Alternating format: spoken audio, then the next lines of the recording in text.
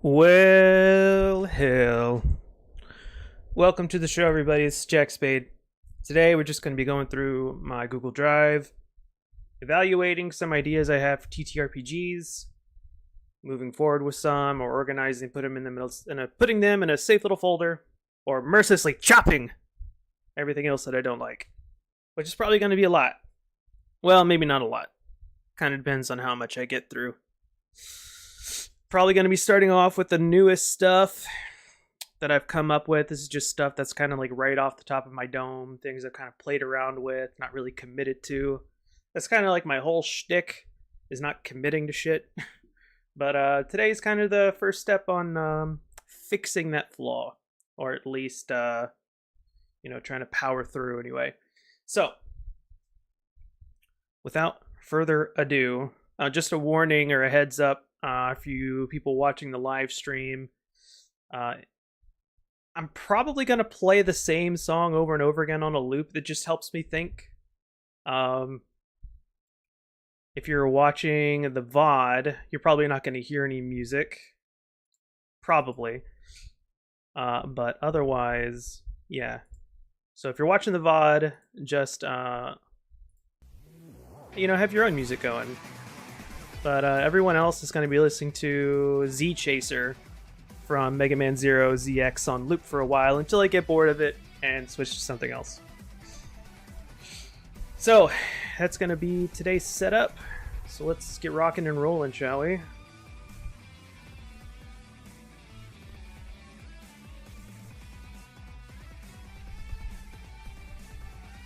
Oh no. Shoot. Well, for some reason, I'm hoping it's just the transition's not working right.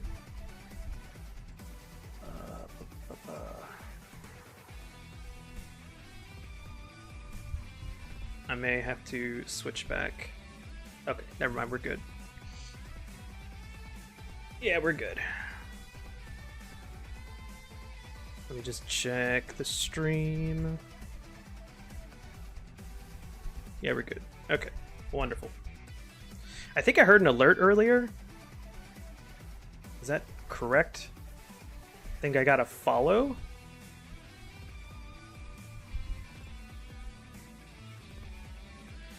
If you're in the chat and you followed me, just go ahead and pop it on up there. But otherwise, thanks anyway. Appreciate that. All right, so what I started working on last was some items and stuff like that based around like, themes of video games like Skyrim, Zelda, as you can see on the screen, Super Mario, those kinds of things. And I've kind of played around with some of these already. Like for example, the Wabbajack. I've kind of got like a prototype Wabbajack. For those who don't know, Wabbajack in Skyrim is this artifact from a demon god equivalent, who is the god of chaos. And so he bequeaths the Skyrim hero with the Wabbajack, and it has various effects. Some of them are batshit insane. For example, like in-game, if you kill a NPC, or I guess anything, with the Wabbajack, it has a chance of the NPC exploding into cheese, gold, and pitchforks. It's crazy. So I've kind of taken that spirit, or in some cases just kind of like outright almost copied that kind of like craziness. So you have things that are pretty tame, or rather expected, and like these are also like tables unto themselves. So like this entire list here is a table that you would roll on for the effect, kind of like the Wild Magic table for Wild Magic Sorcerer. And then these are like tables embedded in tables. So you really won't ever guess what you're going to get. I think it's fun. So let's see. Random between Fireball, Firebolt, right? So I should probably change this to fire damage. Fire damage. Fireball at 3rd level, Fireball at 5th level, Fireball at 8th level. I don't think that's a bad spread. Maybe 3rd, 4th, and 5th instead of 3rd, 5th, and 8th. Because I don't think I have charges on this item.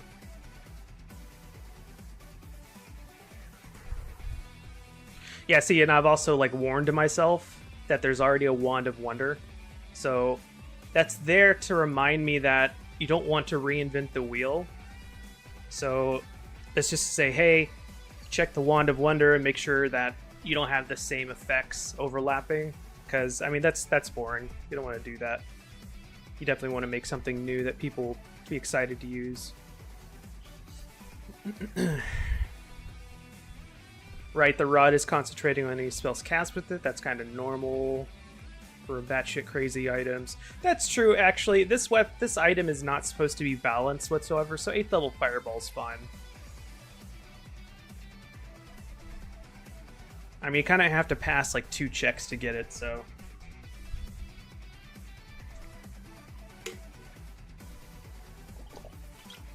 Alright. Cast Lightning Bolt at 5th level in the target's direction. Cast 5th level Snillick Snowball Swarm on target or closest point within range.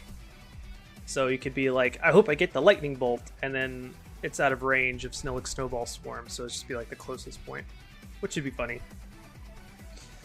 3rd level Glyph of Warding at the target's location or the closest point.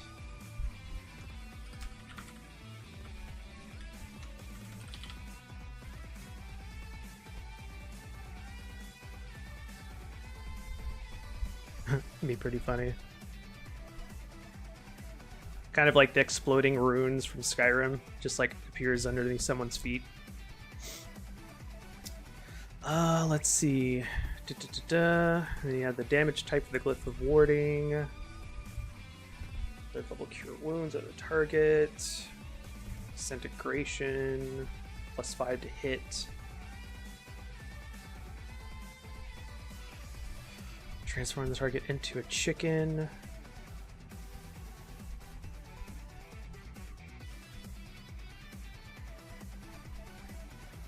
Oh, right here's one of the things.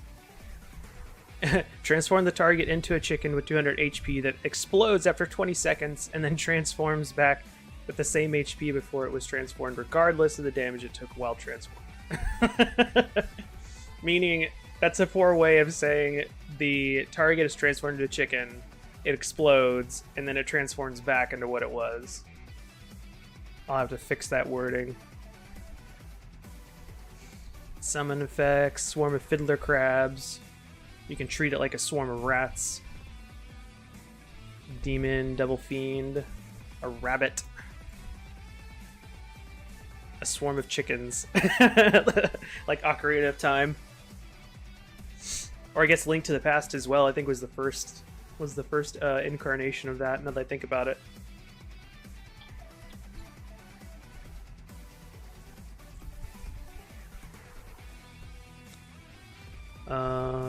Or Legend of Zelda, not Link to the Past. Or is it the same? No, it's not. It's not. Spawn a rabbit within 5 feet of the target, which the target creature perceives as a mortal enemy.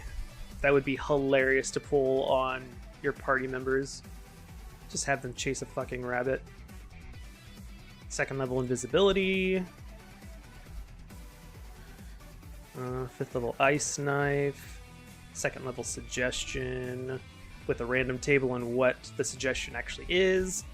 And I think the rod would say the suggestion, or the DM. In the case of an attack, the target would hear the suggestion in their mind. Hey, you should attack the person holding the rod, kind of thing. Or whatever.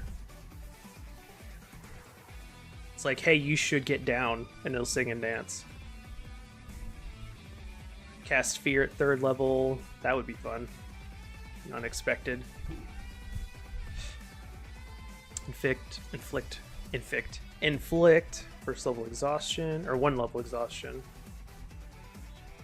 Man, how much would that suck? Like, you're facing the final boss who has, like, exhaustion mechanics. You're in your last level of exhaustion. And I guess you couldn't be, because you'd be unconscious at that point. Because at 6 you just die, at 5th you're unconscious. So, yeah, you're like 4th level exhaustion.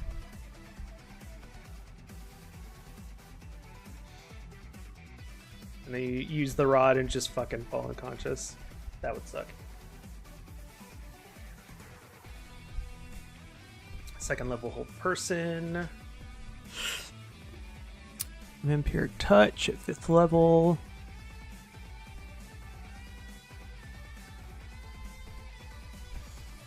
Alright, here's one of the batshit crazy ones. Marks the target. The marked target is killed within a minute. Target explodes. The remains are ashes that glow with ethereal light. Scattered gold and pitchforks. And you could like roll for how much gold and also how many pitchforks if you really want to, but I can't really imagine most players wanting to pick up the pitchforks. Well, I don't know. So I guess some players would. They're like, ooh, neat.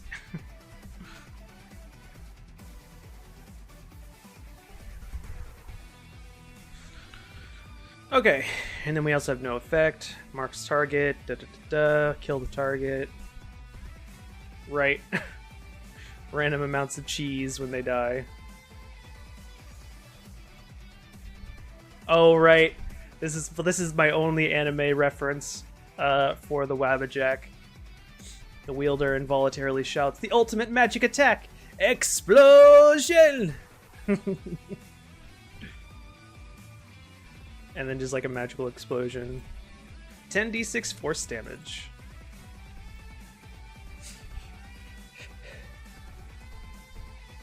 I guess if I was being super true to the anime, it'd be fire damage, but I don't know. I like force damage for it better.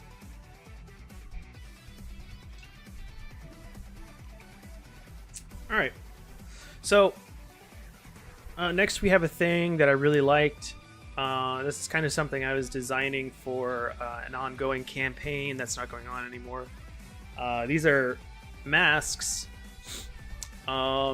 similar to the masks in Horde of the Dragon Queen, but I've also combined some ideas behind the designs for the Skyrim Dragon Priest masks.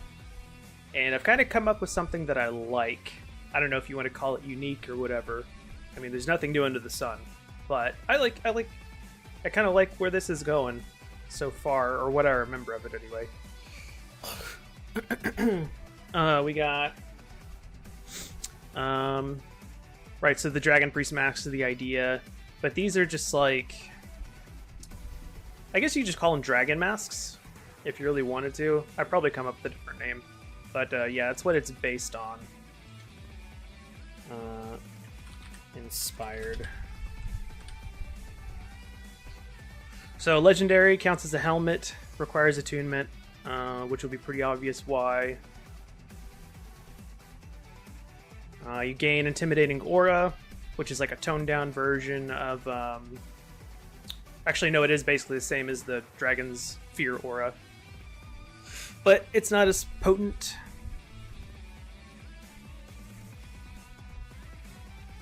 And you can also designate some creatures to be immune, which is kind of cool.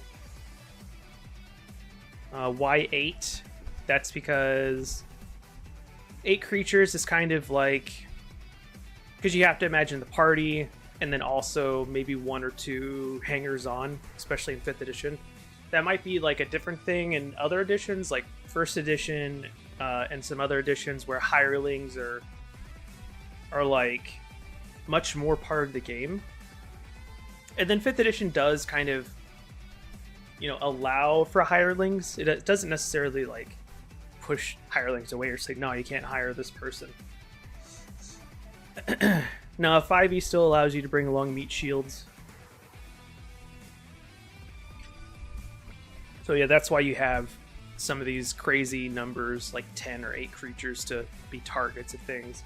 because especially for something like water breathing, because like if you've hired a hireling and you can only target 5 to 6 people with water breathing, that means your hirelings have to stay behind and you spent gold for nothing. Or, you know, who knows what'll happen to them on the surface of whatever liquid you're about to go into. So it's just better for everybody if you're able to bring them along. Right, so you gain flight, a fly speed of 40 feet while you're wearing the mask and you're attuned. Thulas are something else that I've kind of developed. I kind of tacked this on to this mask idea. So Thulas are basically, they're basically shouts. They function a little bit differently, but it's heavily inspired by like Skyrim shouts. But the interesting thing about that is that Skyrim shouts are actually heavily inspired by the real world tradition of like marching poems or thulas, or I guess you could think of them as like mantras.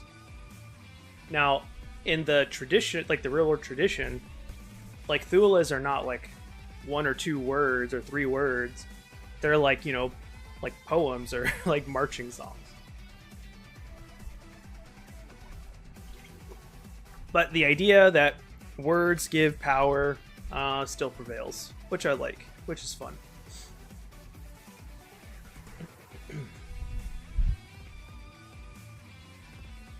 So you have the power to use 1 Thula from the mask, and then if you know other Thulas or other like magic and stuff, you can use those as well, obviously. Oh yeah, and it's also rechargeable. Even though let's say even though a Thula may have like, hey, you can't use this again until a short or long rest, if you roll a 5 or a 6, you can do it again.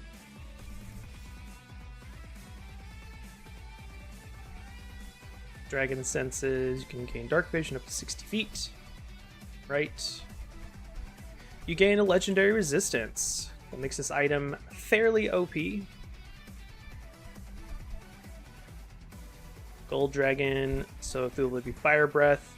And I came up with my own words. They are kind of like modeled after shouts. And what I did for these is I basically took Phi Mosdies. That's a funny one. Basically what I did is I took the Skyrim shout and I kept like part of it. I didn't keep like whole words, but I kept like the last syllable of the last word, I think. Something like that. It just gave me a base starting point that I could, you know, play around with. And then I did keep like what I felt like was the vowel consonant pattern scheme. I mean, it's probably nowhere close from like a what's it called? Like a linguistic point of view, but I don't know. I just liked that it was different enough, but also felt Skyrim-y. Skyrim-y.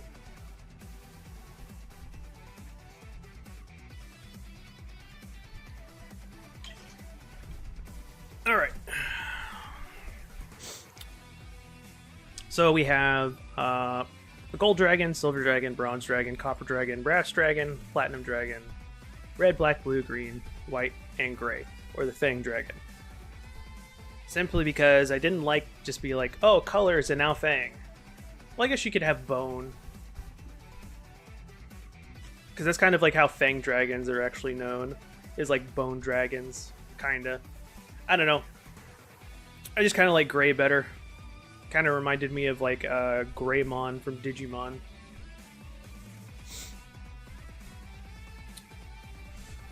I don't remember what this note is for. Yeah, so the old Nord for voice is Rod. Right, okay, I remember this now. Right, right, right, right.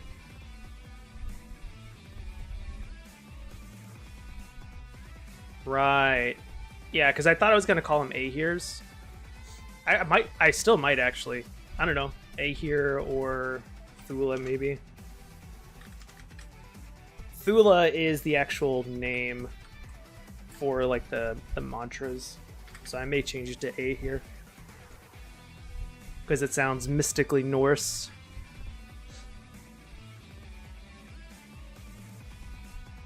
So, like every other spell or spell effect, there does have a saving throw involved, or a DC. So we have White Squall. You summon a 5-foot diameter squall in front of you that races 20 feet in a direction of your choosing. So it's just like a miniature storm front. Or not, I guess it's like the miniature storm wall that shoots out from you. The squall is also a 5-foot cylinder and rolls over shorter terrain, and when summoned, its height is shortened to fit indoors. So instead of like having a limitation, like Call Lightning, for example, is like if you're ceiling, if like there's a ceiling and it's too short for the spell's dimensions, you can't cast the spell. I didn't like that idea, so I was like, you know, let's just make it so this thing can show up anywhere.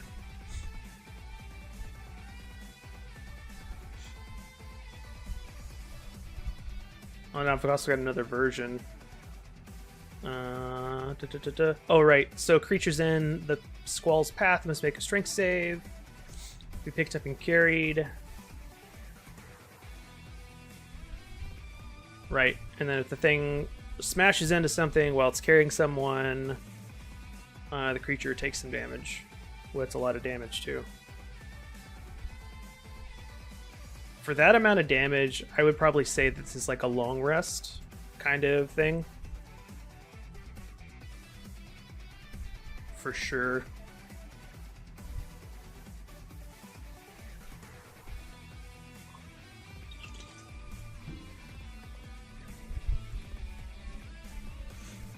All right, I'm going to...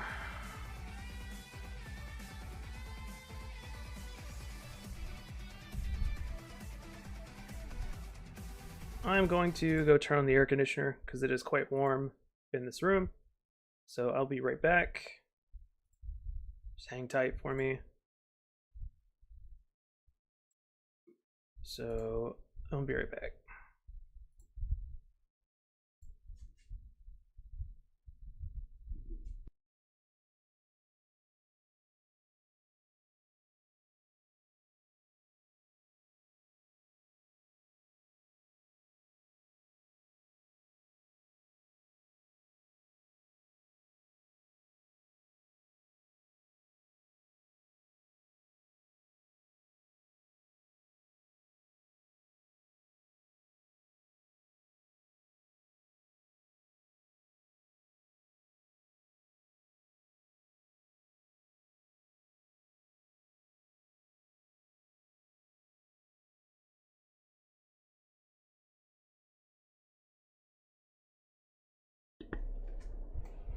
All right, that should remedy that.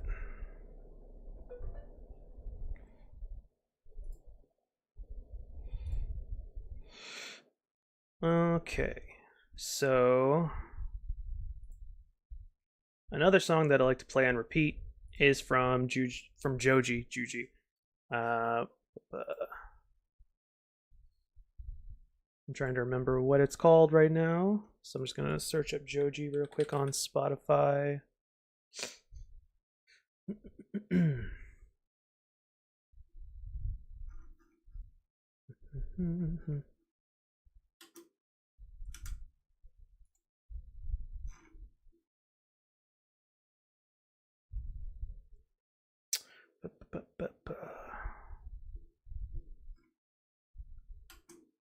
What the heck?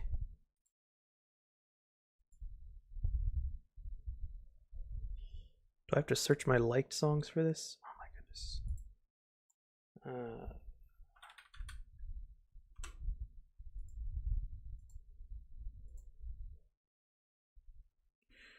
Here it is, I think. Yeah. Unfortunately, it's a short song, a crime. But yeah, we're gonna listen to this for up for like 10 minutes. So get ready for that.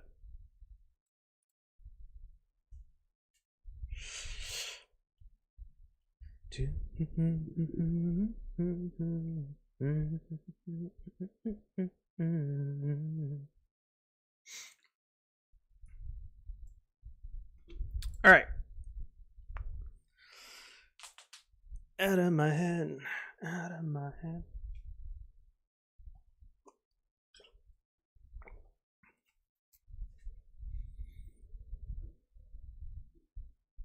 Oh man, looks like I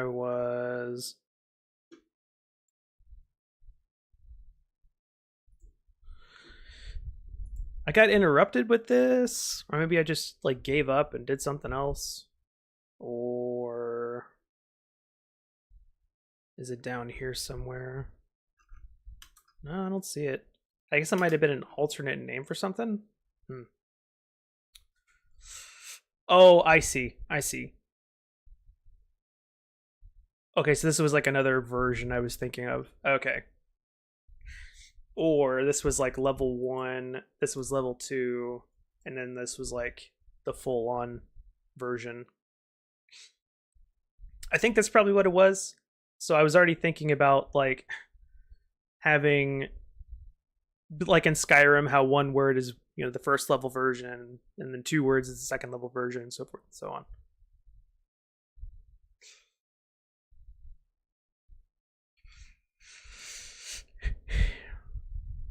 Vil epir cool. Exhale a gout of flame in a 30-foot cone.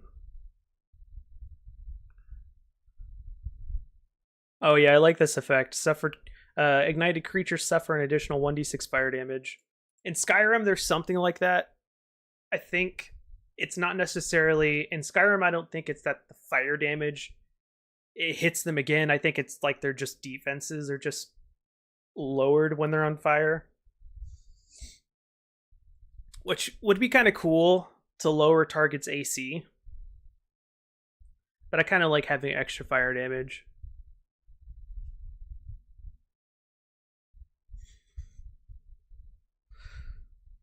Plus, that way it doesn't like automatically tick, because that's a fireball's worth of damage in a 30-foot cone.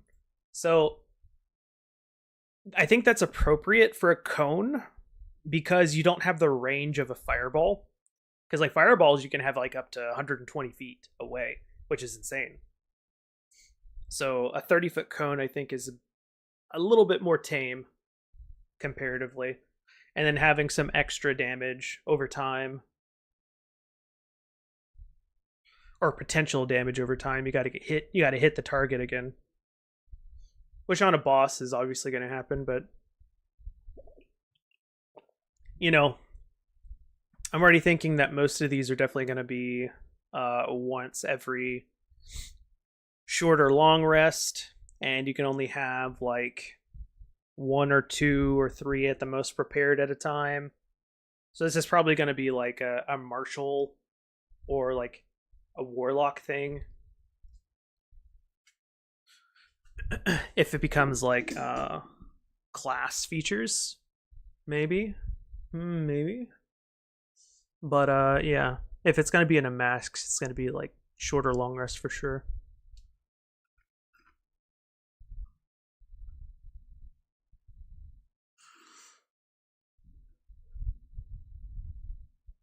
Frost breath. So what's Cone of Cold? I don't remember Cone of Cold spell description.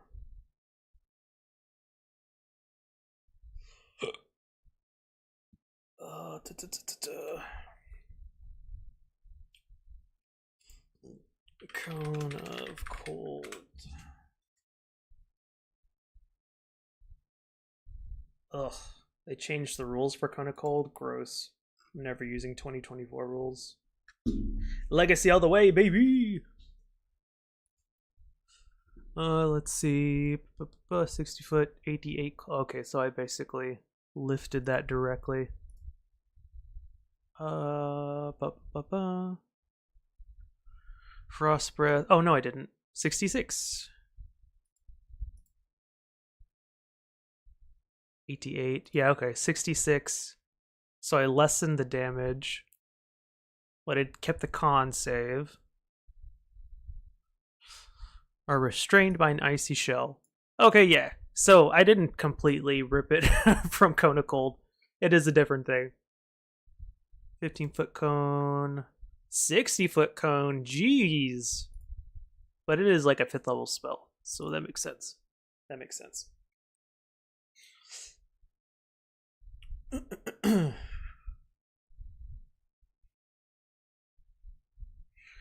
Unstoppable battle cry. All right. So this is basically Fus Roda, but a little bit different.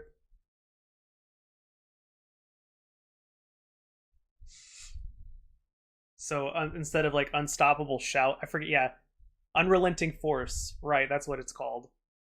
It's called unstoppable battle cry. I mean, it's kind of cheesy. I'll probably change the name on that, but you know, I didn't want to completely like just rip it straight off of Skyrim.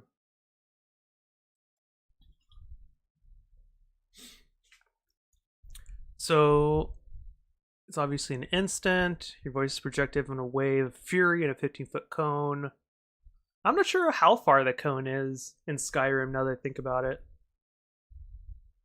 Kind of like fills up the whole screen, your whole point of view. So I'm trying to think of like what that cone would look like. Creatures in the cone suffer 86 thunder damage and fall prone. Creatures succeed on a dex or a con save rather. Take only half as much damage and aren't knocked prone. A lot of these, by the way, have different saves than are normal for 5th edition. In 5th edition, the most rare saves are strength and con. And I really like the idea of using strength and con saves more for a lot of the spells and stuff I make, simply because they're just so underused. And strength and con need a lot more value. Maybe not con, because that's obviously hit points and, you know, it's really hard to knock down PCs as it is. But still, like rewarding the fighter who sacrifices a bit of their strength or dex for con, I think that'd be a good payoff.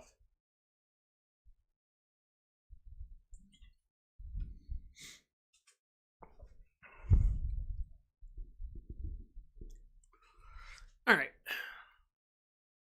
Vislorua. Elemental Fury.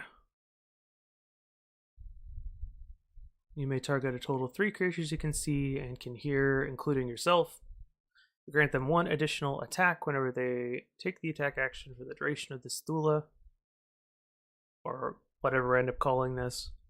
You may not use the Stula again until after a short long rest. I mean, that might have to be long rest, because this is highly abusable.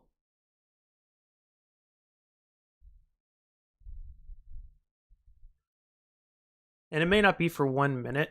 It actually might be...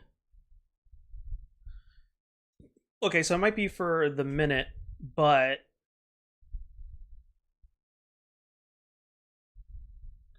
maybe not whenever.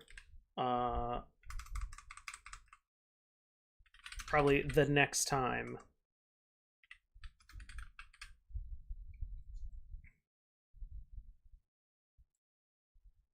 Yeah, I think that's probably better.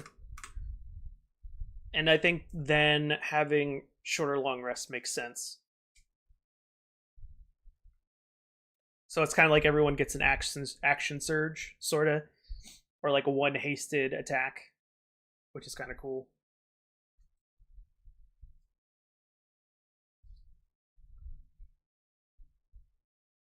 I like that. I like that better, yeah. The next time they take the attack action. So it only works once. once per casting.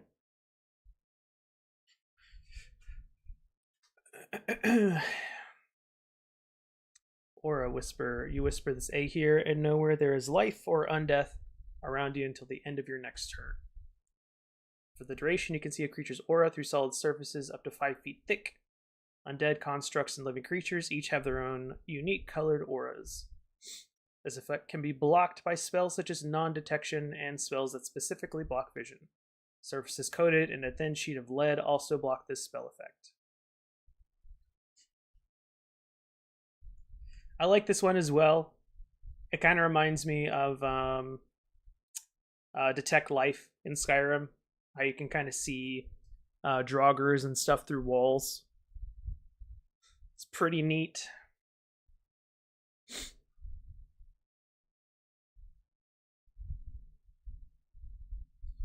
Bend will Liga Roof. 10 minutes. Concentration. Your voice becomes an undeniable source of authority for up to 10 minutes. Maybe not authority. Maybe authority. I don't know. A target creature that you can see and hear within 30 feet must succeed a wisdom save or be charmed by you for the duration. As a free action on each of your turns, you may command this charmed creature to take specific actions. If the target completes the task, right, typical charmed rules, or dominate monster rules, rather.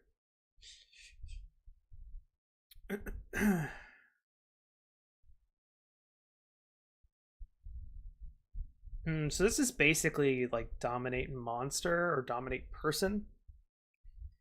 I'm gonna have to change this.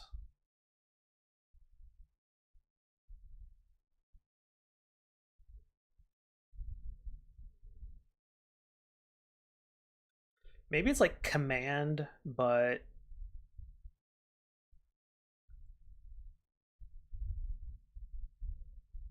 yeah, I don't want it to be like command.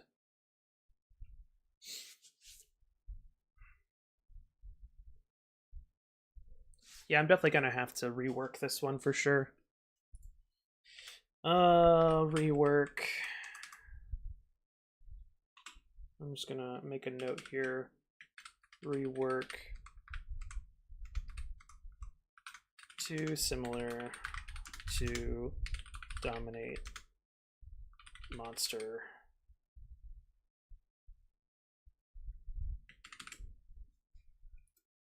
All right. Moving on. Call to Valor. Pandeltar. All right, so this is kind of like I forget what it's called, but there's an item in 5th edition, or maybe it's like a legacy item from other editions where you blow the horn and you summon things to fight for you. But this is like a simple effect that only summons one creature that has its own stat block. So let's see.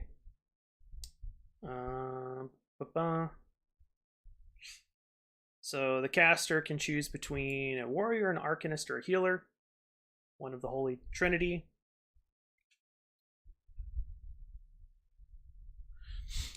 So they count as honored spirits, medium undead.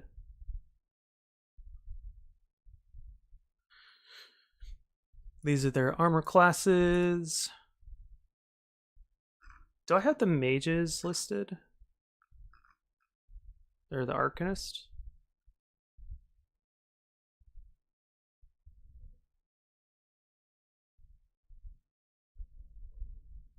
$14, $18, warrior only. Why does it say 14, 18? Oh, I see. So it's either 14 or 18, which is the warrior. Okay, I understand now. So both the healer and arcanist have 14 AC, not including mage armor. And the healer only has 20 HP and the warrior is 35. And only the healer can hover. Or fly.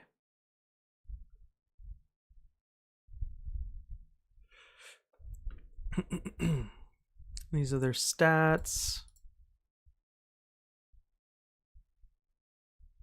Makes sense to me.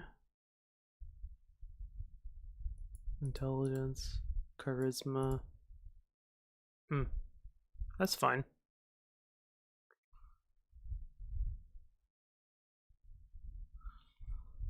And the player could also like describe what each of these things look like, because it could be one of their ancestors, or the ancestor of a figure in history, or something like that.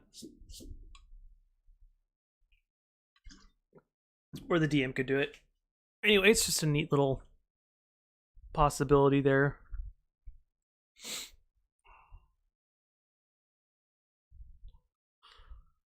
And then it takes the languages you speak.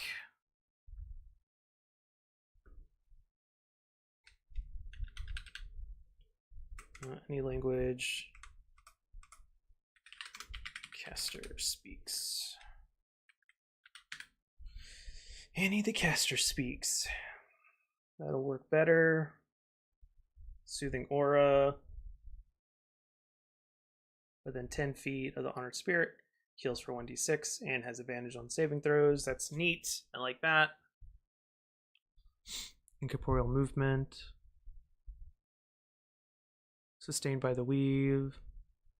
Yeah, I like this a lot, especially because like the Arcanist does have some decent spells, and the healing aura means that the player has to choose between sustained healing or like burst healing. So I really like that choice having to be made.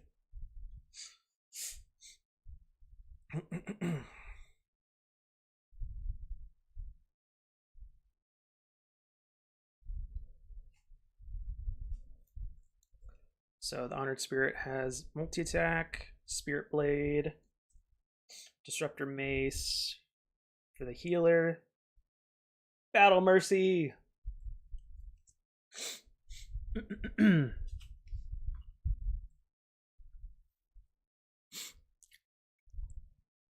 Arcane spellcasting, divine spellcasting.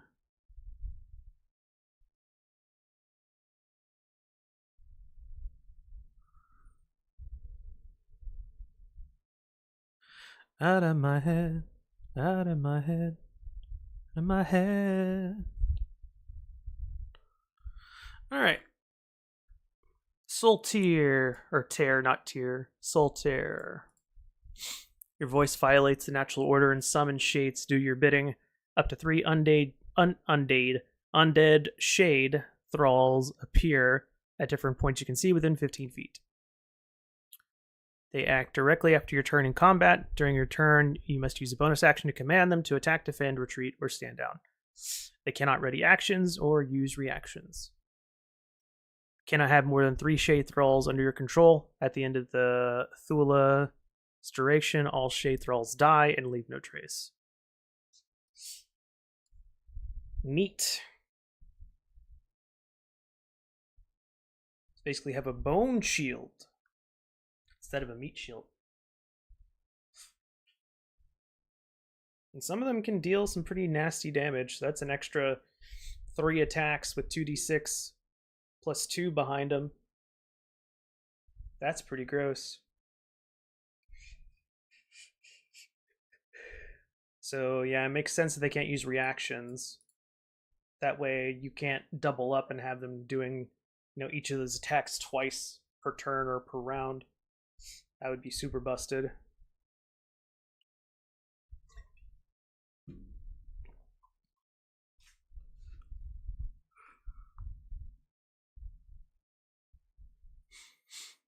And what an elegant looking stat block.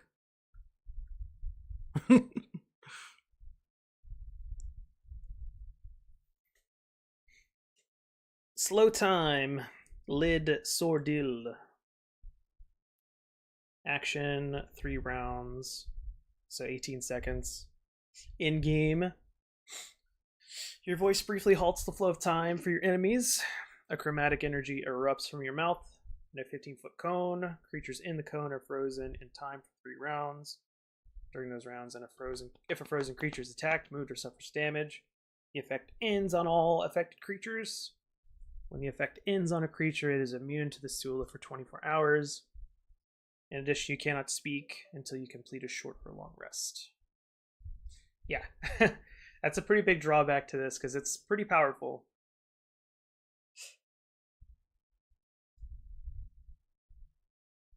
Creatures frozen in time are not able to see changes happening around them in any way while affected by slow time.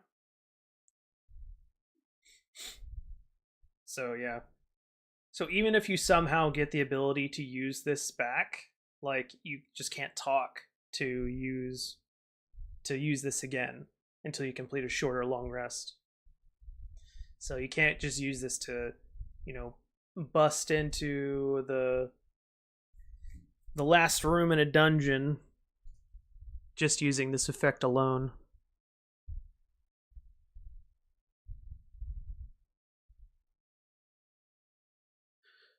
Okay.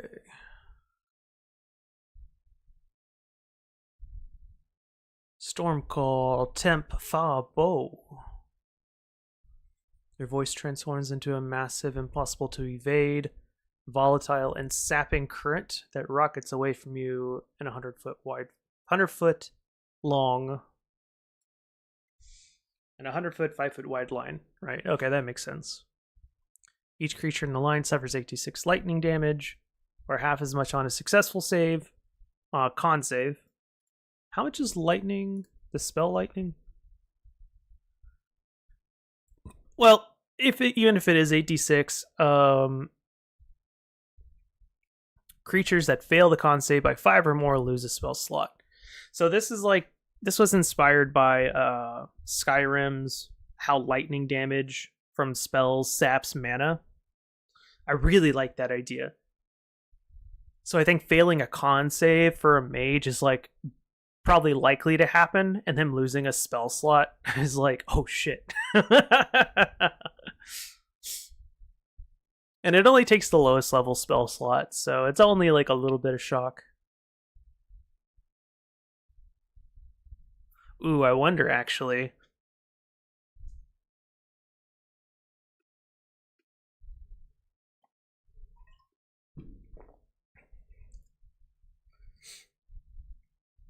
Con save. Lose a spell slot.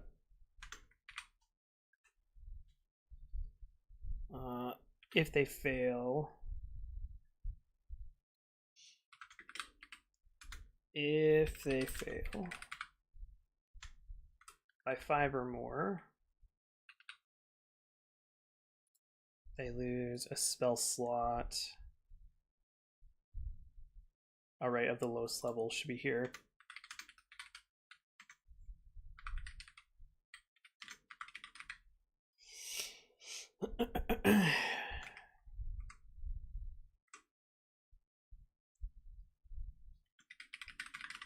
Available. They fail by 5 or more. They lose a spell slot. Spell slot. A spell slot of, let's see, of the level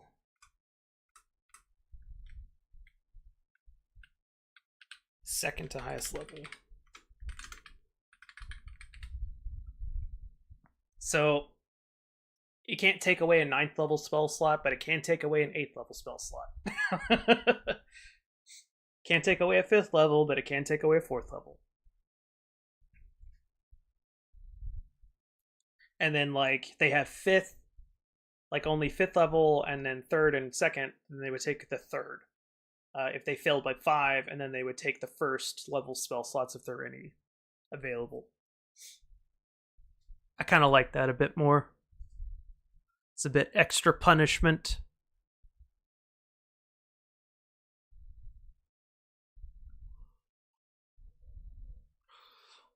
Sleep. Ben T-Lock. Your voice becomes a gentle lullaby that soothes all. You breathe out a purple mist in a 30-foot cone.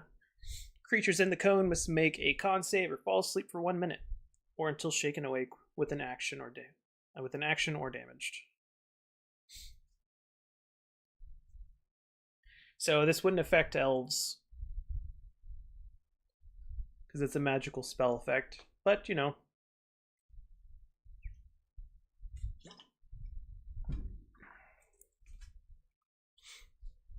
Con save or fall asleep for 1 minute. 30-foot cone. I like that. It definitely like ignores rolling for hit dice to put something to sleep. I don't know. Against players I could see that. But like against NPCs and monsters, like I don't even like sleep on player characters. I would much rather be like, you have 2 stacks of sleep, so your movement is reduced by this much, and you know, that kind of stuff, instead of like you just fall asleep and can do nothing. That sucks.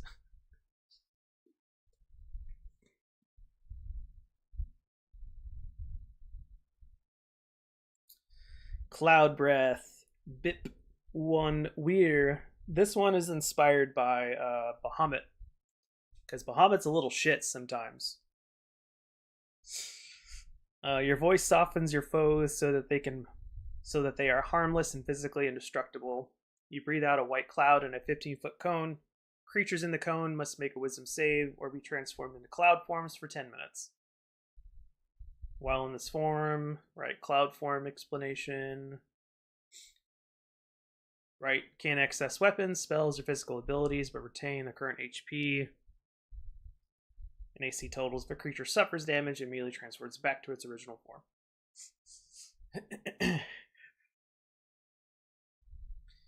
So, like, I imagine the only way that you could hurt yourself is if you run into like something like fire or something elemental. Like, it wouldn't work if you like throw yourself against some spikes, you know?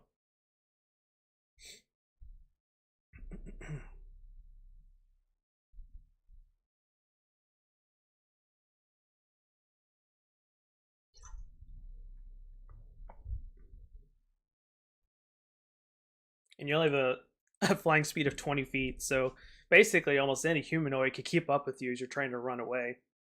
So they can at least try to grill you or try to convince you of something. Which is basically what it's for. Oh, I should probably add additional saves.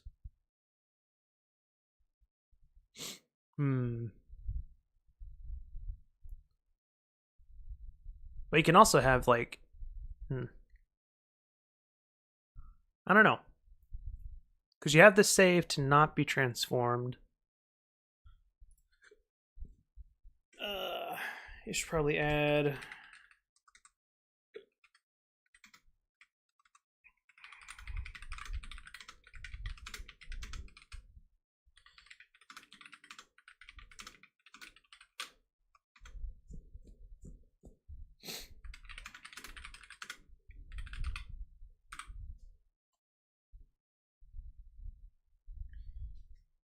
Yeah, okay.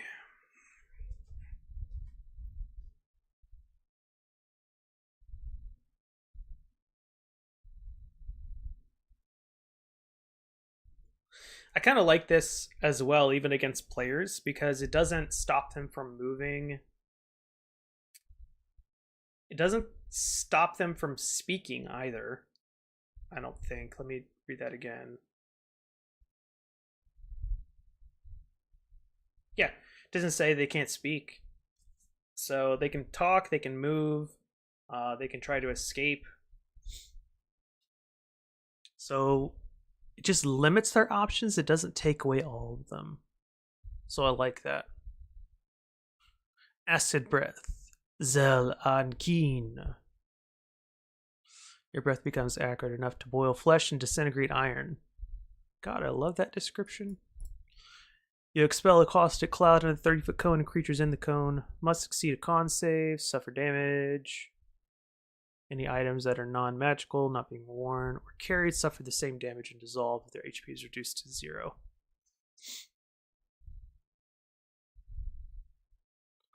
Any items that are non-magical? Any non-magical items? Lord have mercy. I'm pretty sure I've done that several times in other places as well.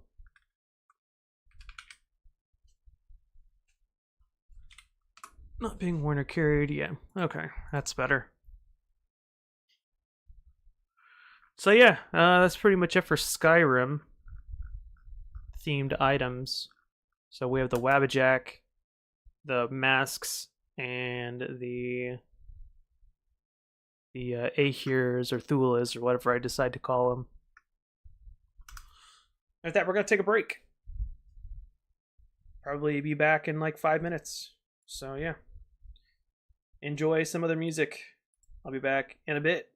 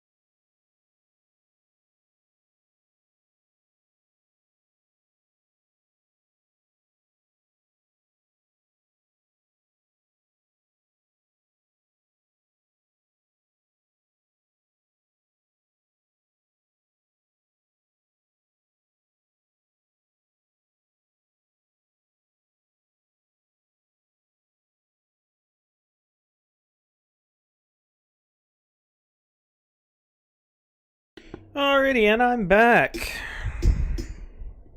We'll get right back on it here in just a moment. Trying to think of what song to play on repeat for forever again.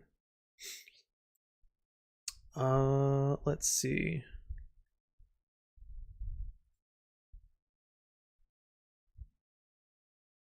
I like Knight Rider, but that's not quite. We're just gonna listen to this.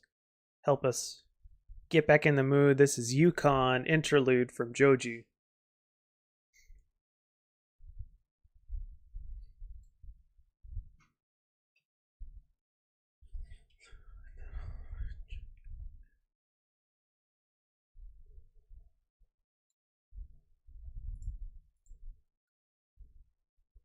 And my eyes get low in that all-white truck I can barely see. Girl, I might be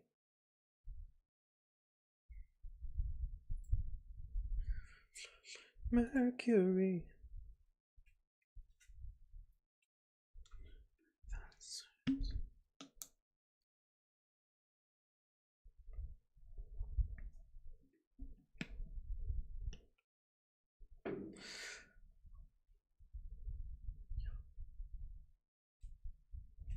And my eyes get low in that all-white truck I can barely see shit. Hit the glass on that all-black D. Oh, right. That's a different verse. Ah!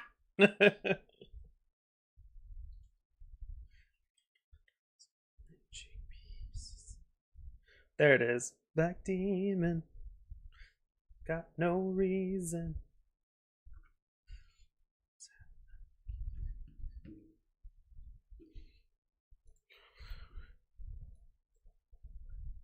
God, that's such a good line. Circles at the Chevron.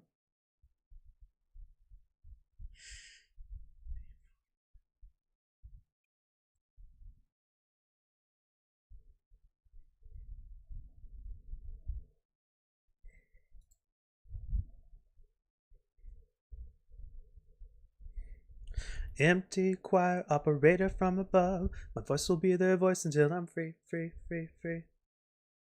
My hands will be their hands until I'm free, free, free, free.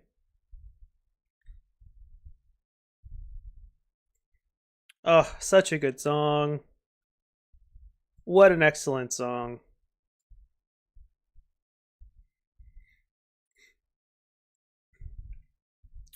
Let's see, what can we play? Oh, I know. I got it. Thunder Snail from Undertale. This is a Game Chops remix from CG5. This is another one of my songs that I like to play on repeat. So that's what we're going to do.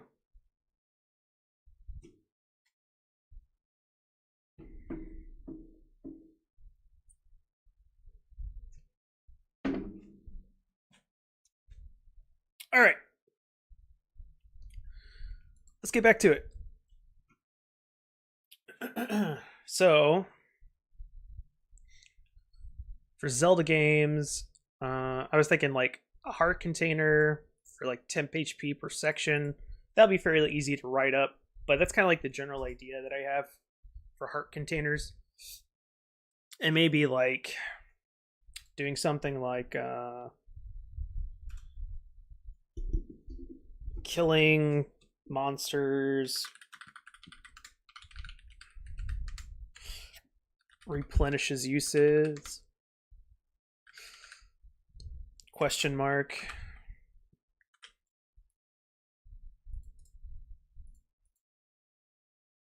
replenish plen plin I swear I can spell. There we go. Thank you, autocorrect. Temp HP per section. Or could even do something like it just refreshes on its own.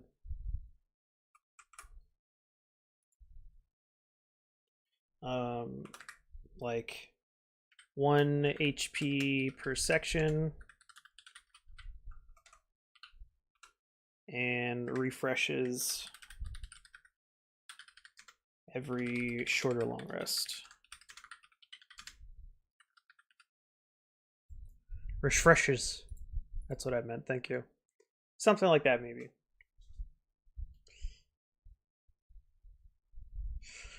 Fairy in a bottle, various levels of healing based on. In later Zelda games, there's like different levels of fairies. At least I think. Am I gaslighting myself on that? I could be wrong. I'm probably wrong on that.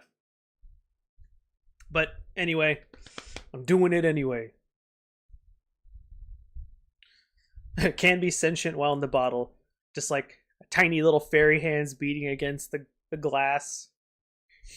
Just being like, let me the fuck out. So here's probably the most complex item that I've ever made or ever thought of. It's the hook shot from LOZ. It's Ocarina of Time specifically. Or at least that's the feeling that I was trying to convey with this weapon. Or magical item, however you want to call it. So it's a ranged weapon. You can use it up to 50 feet. Static. There's no disadvantaged range because it stops at 50 feet because it's a hook shot. So it doesn't have more than 50 feet of chain.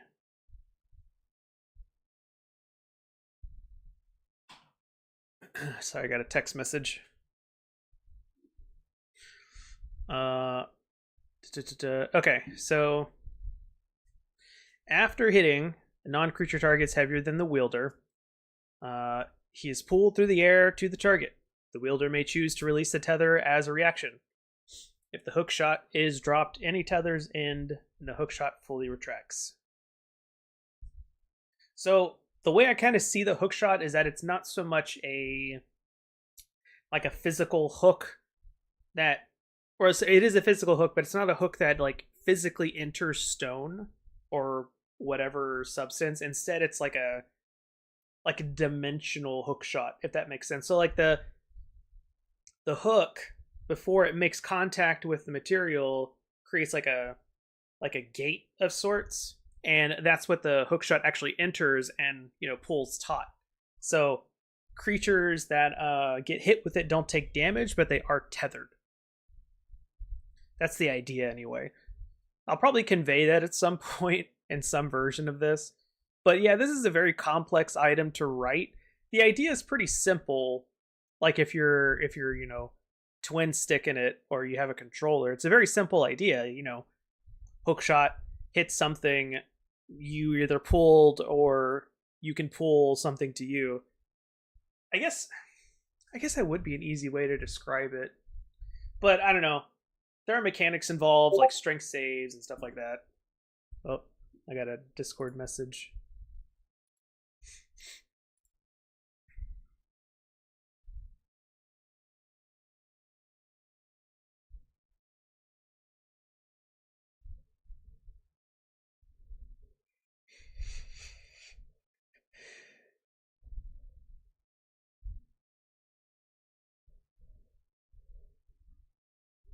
Oh, wow.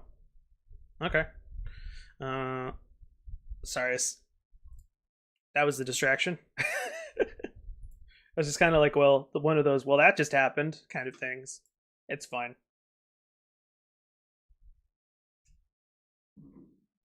Okay.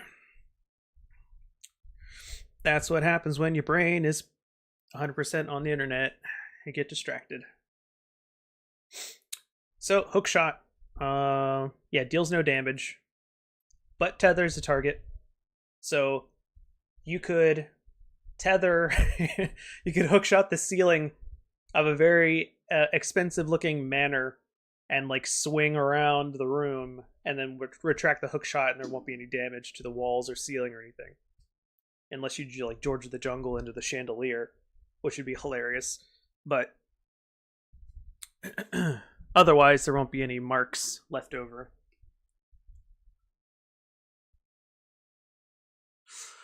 Let's see. In any case, a collision causes the hookshot to untether and fully retract. So, if you're swinging through, like let's say you hookshot something through the bars of a gate, and it ends up being a wall, you get pulled towards the wall. If you smack into the gate, the hookshot's gonna immediately retract.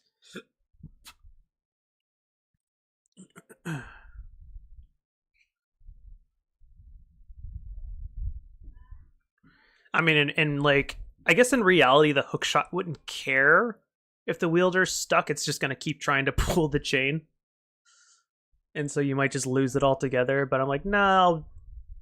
I mean, and a DM could rule that on their own if they'd like to, but I wouldn't be that heartless, especially because I like the hookshot.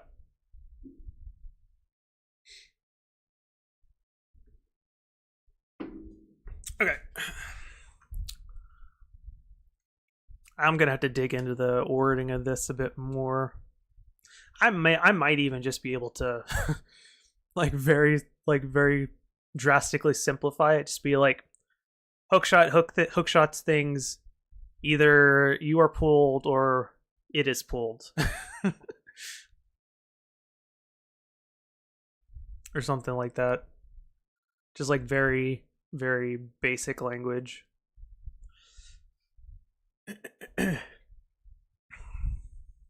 So fuse power from Breath of the Wild.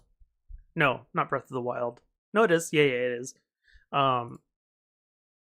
So the fusion power, I've relegated it to just like paint, because it does kind of like paint surfaces.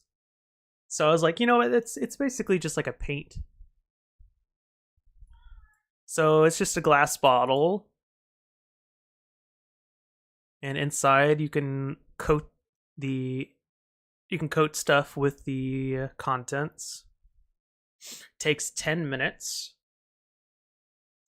As a bonus action, you can apply the prepared fusion material to an item with the melee weapon trait.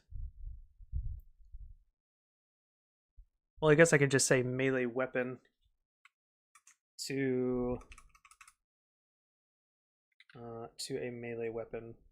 I don't know why I had to spell it out that way. That was super convoluted. To a melee weapon, changing its damage type to, change to one matching the fusion material.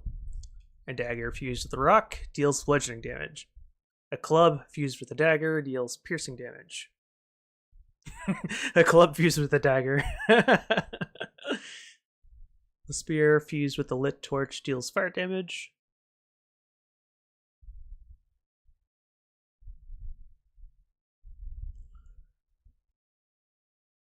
The vial breaks and the fusion ends. Yeah.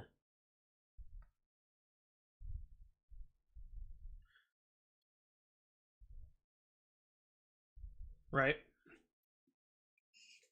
And I guess that's kind of like DM Fiat, because in the same thing, you could say, oh, the torch would break, And Breath of the Wild does have durability rules as well. So that would make sense.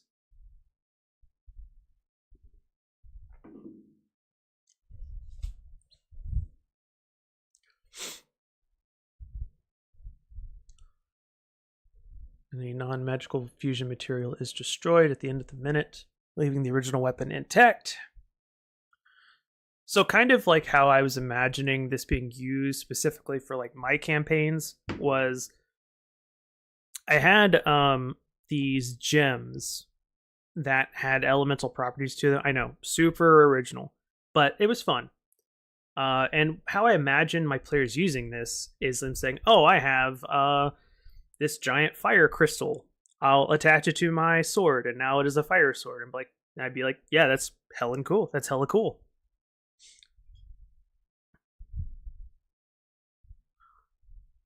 Those kinds of things.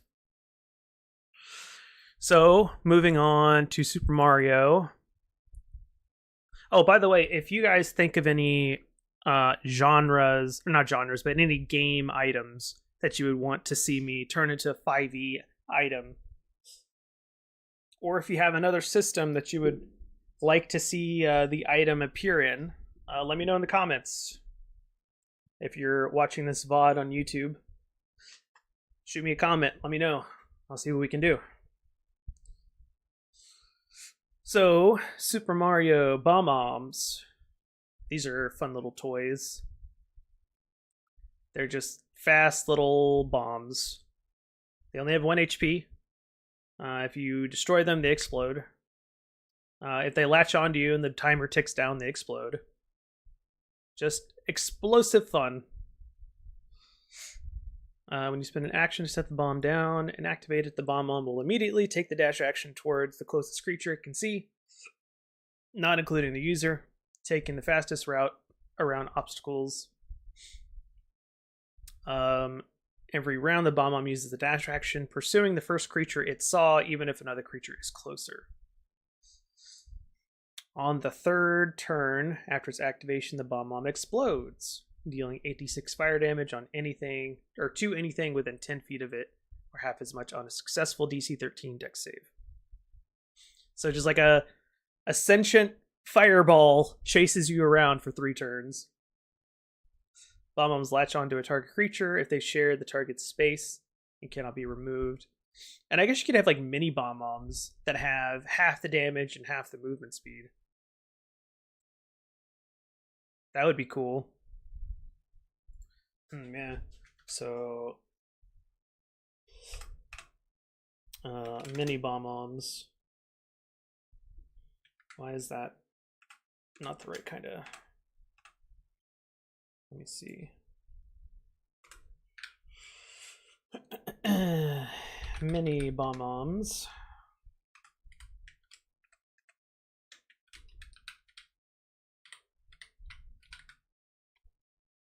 Mini bomb-bombs move at half the speed of regular and deal half the damage. So be like 10 feet.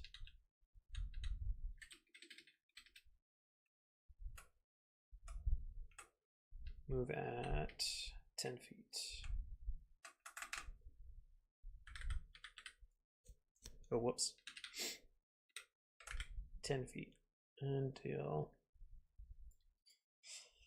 I suppose I should say the correct 5e terminology and say have 10 feet movement speed.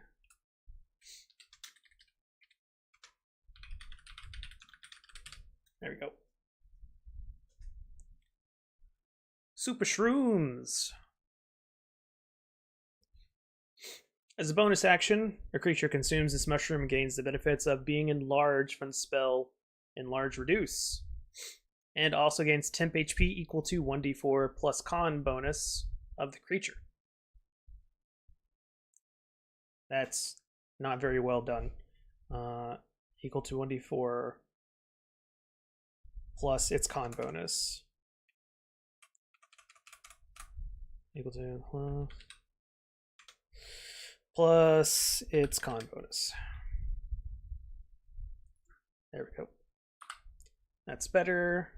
The effect lasts for 10 minutes or until the temp HP is exhausted or overridden by another source of temp HP. Simple or normal temp HP rules. Well, except for the 10 minutes.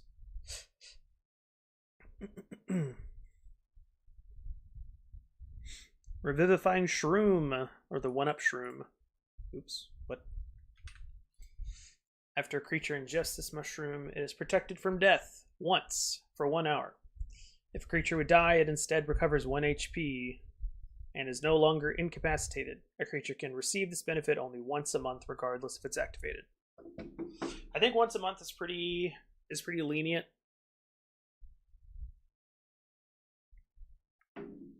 I mean, I guess it kind of depends on what kind of game you're running. If you're running like a what's it called, a roguelite kind of game where death is like around every corner, I guess you could have something, or you could like have a shorter cooldown on that, but I don't know. Normally, I would say a month is pretty generous.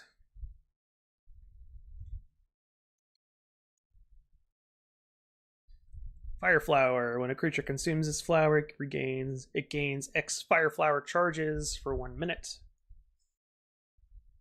right? As an action, the creature can throw up to 3 small motes of flame with a ranged spell attack, 120 feet. At least +5. I don't understand. So it's just +5 to hit. 2d6 fire damage. Oh, I see. Minimum. I should have said minimum of.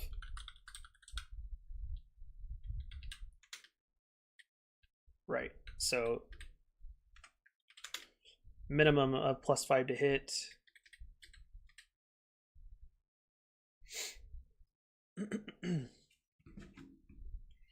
2d6 fire damage. Because like there are spellcasters that definitely have better than +5 to hit.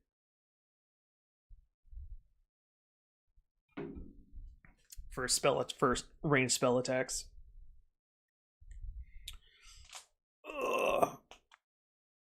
2d6 fire damage.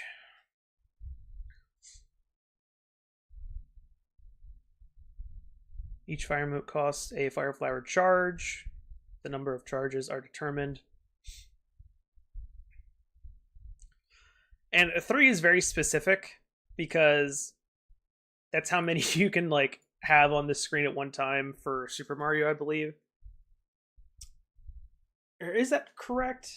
I'm trying to remember. Now I'm thinking. I'd have to go back and play Super Mario to figure it out. But I think you can only have like 3 flames at a time. It might even be 2. But anyway, that's what I remember. So that's why I have it like 3 motes of small flame. Poison Shroom. This shroom, when fully mature, looks similar to the Super Shroom, except the characteristic eyes appear to be angry. But this detail can be easily missed by hapless creatures and adventurers.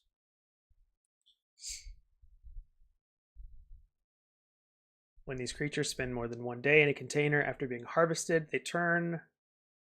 I guess I could just say...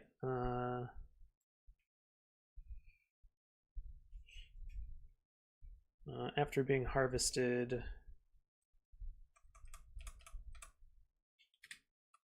After 1 day...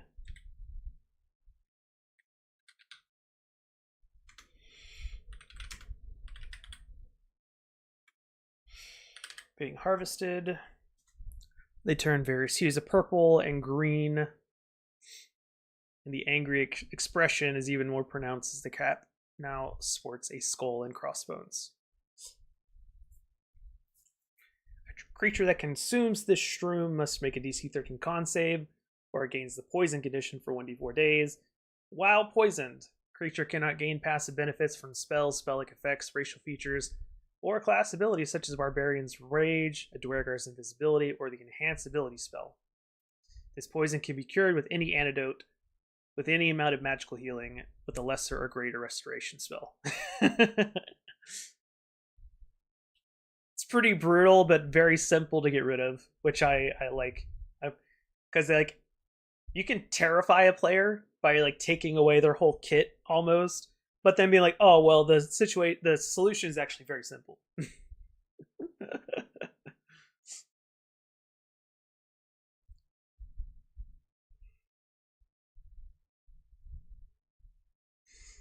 Paper Mario. All right, we'll get into that in just a second. I'm going to go to the bathroom real quick. I'll be right back.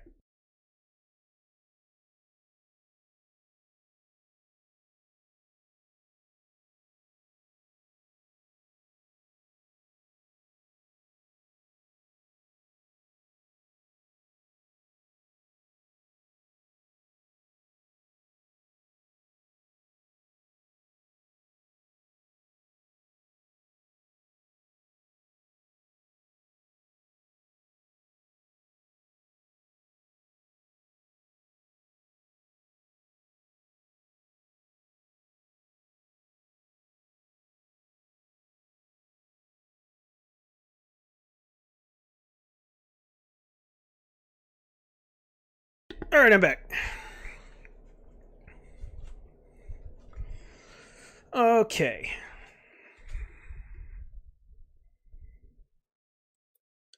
It's been a while, so let's take a break and let's play some Suika. Just a short break, eh? And we'll listen to some other music while we're doing that.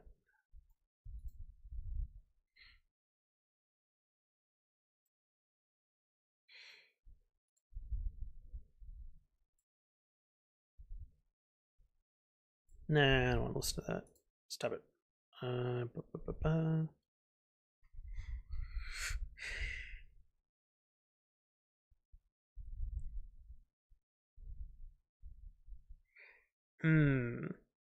So many choices.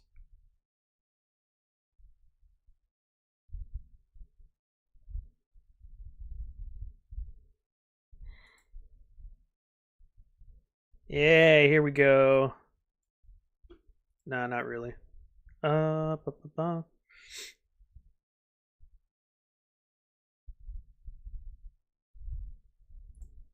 Here, I'll just go to this list over here. That'll work. We'll just play this list. All right, let's play some Suika. Don't really care for the sound effects.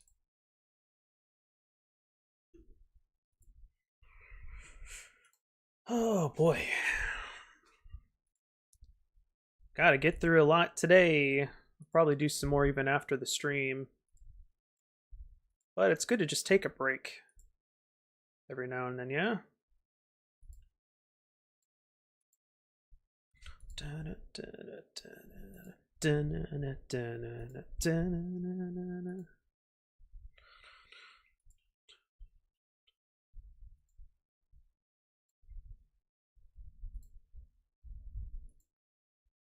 All right.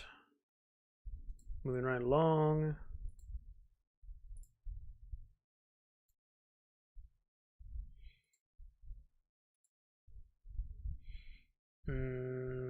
Maybe I should have dropped that grape down there. Probably not. It's fine. Oh, I've really screwed myself. Damn. You hate to see it.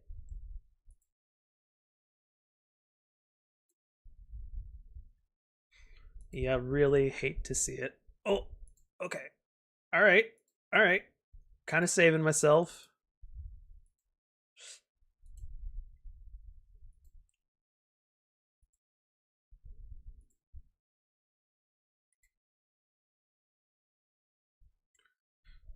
Okay. I don't like this little one is underneath everything, but, you know, screw it, we ball. Shit.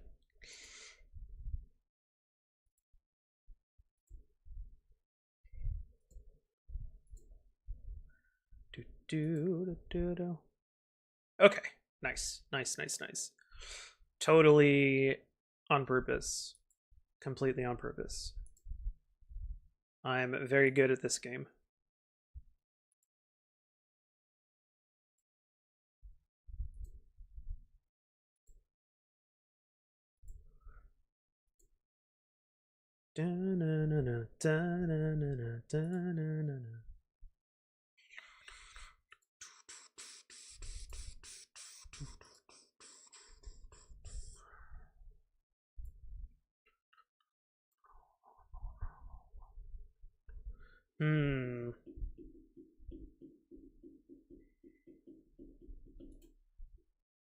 That was probably a mistake, but fuck it, we ball. That's just gonna roll down the hill, isn't it? Oh, it stayed. Let's go. Hell yeah. Totally on purpose. Part of the plan the whole time. Totally and completely part of the process. Shoot. You were not supposed to fall. Betrayal.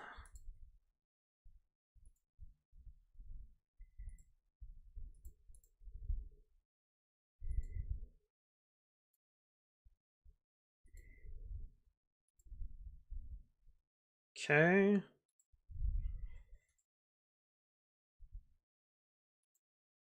Not looking super good. But you know, we're just gonna keep on trucking.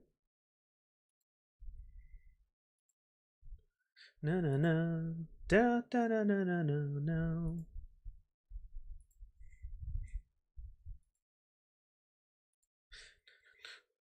No, no, no.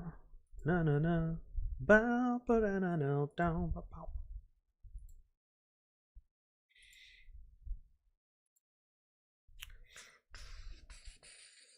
No, no, no. No, no, no, no, no, no, no.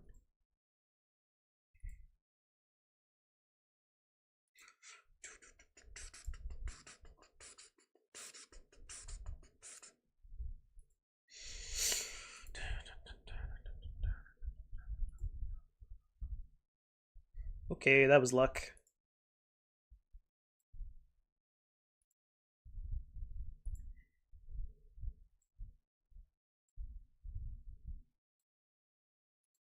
Oh, that was lucky as well. I'm not gonna get lucky again.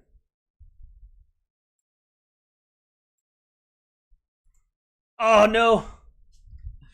Oh.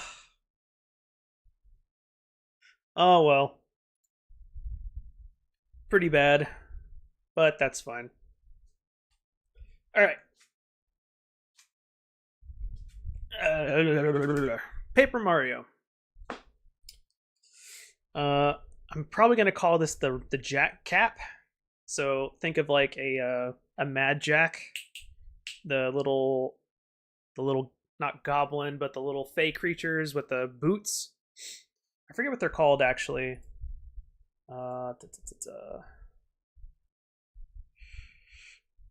Monsters. Is it red caps? I bet it's red caps.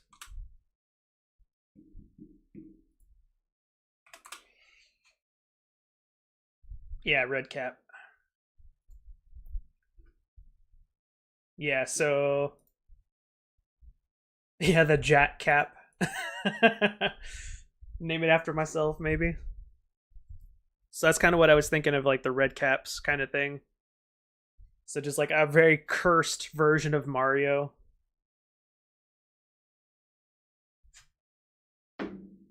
With the red hat. Anyway. So various powers come with the cap. The airplane, you can turn into a paper airplane. You and up to 8 willing creatures within 10 feet that you can see shrink and become flat as paper. Together, you transform into a single paper airplane for up to 10 minutes, unless the plane takes any damage or the paper plane does not use its fly speed during a round.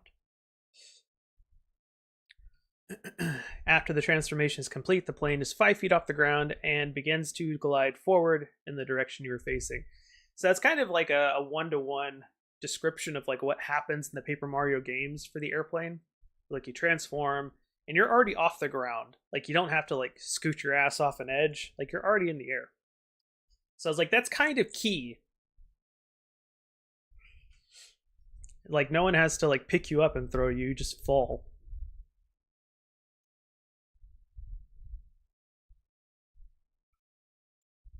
Hey, Soulcaster. Welcome to the stream.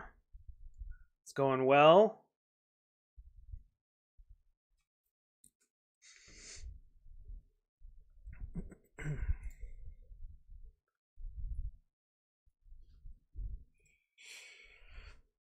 Alrighty, so... Right, so there's paper airplane. You already start off in the air after you transform. The airplane is considered tiny, and you're also considered a creature while it's transformed. So that's just for like spell effects and stuff like that. So like if a mage sees the plane and is like zap, they can cast something like hold person or something like that on it.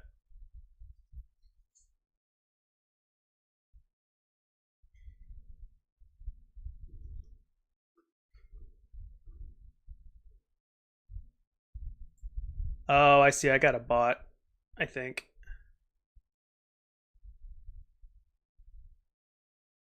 Or maybe not. Have you heard of Dungeons and Dragons Soulcaster? I don't know. I don't mean to be presumptuous.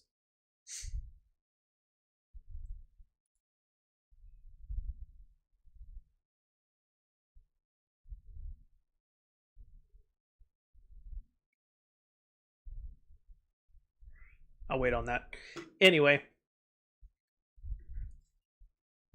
Oh, okay. So my apologies for calling you a bot. I'm a very new streamer, so I'm just like not expecting anyone to ever show up. So thank you so much for stopping by. Thank you for asking your questions. Sorry for the for the scrutiny.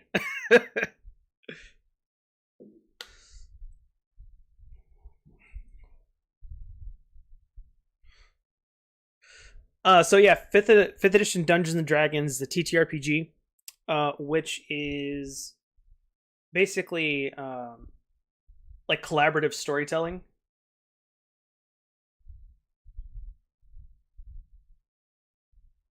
Oh, you're looking for some games for your stream? I mean, Dungeons and Dragons. I mean, that's pretty fun to stream. I'm probably going to be start streaming that more often here. Hopefully in the next week or two, maybe after the holidays. Ones my stream pack is getting. Oh, I see. Like your like a group of friends.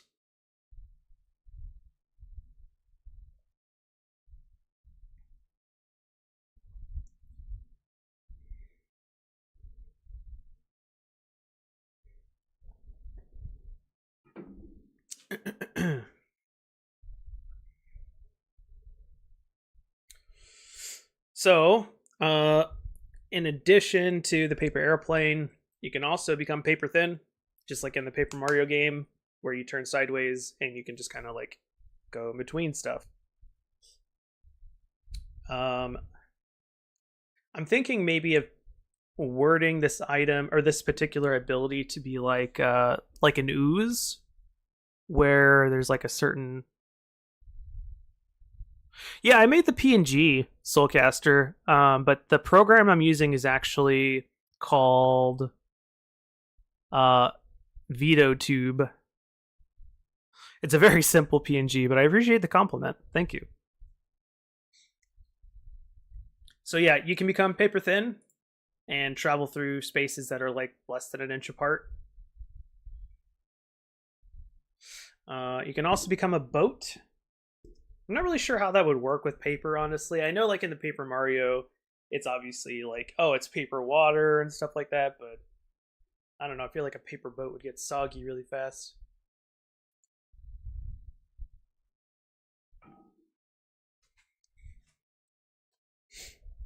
And then, and then like the tube power, it's very niche in the game. Even like you don't use it very often compared to the other powers that you get. But I thought it would be kind of cool. Become very like you could become like a very profile kind of thing that can still move around the ground. You can kind of look like trash. It's the trash power. So why are you not converting your PNG to live model? This is definitely not going to be like a model that I'll use going forward. Like I have other ideas for like the brand quote in quotations. And I'm probably going to do more like flesh tubing stuff as well. I'll probably use a face cam more often than I will like a model.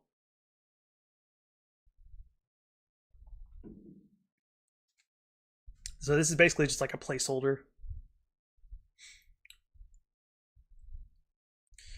Pokemon. Man, I'm so reluctant to even touch Pokemon with the stuff that they're doing. Like, are they going to come after the people who play the Pokemon TTRPG now? Like, I don't know, man. That lawsuit has got me spooked. So, there's already an item called Raven Slumber, that does a lot of like the Pokeball stuff already. Except it doesn't require that you make a DC check if like you don't want to go in the Pokeball or the Raven's Slumber. But you know, I think you could probably work with that maybe, or I could probably work with that.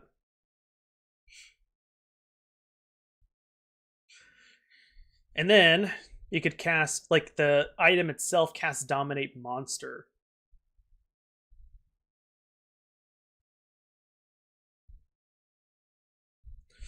And I kind of also like them being like, you know, like save or suck.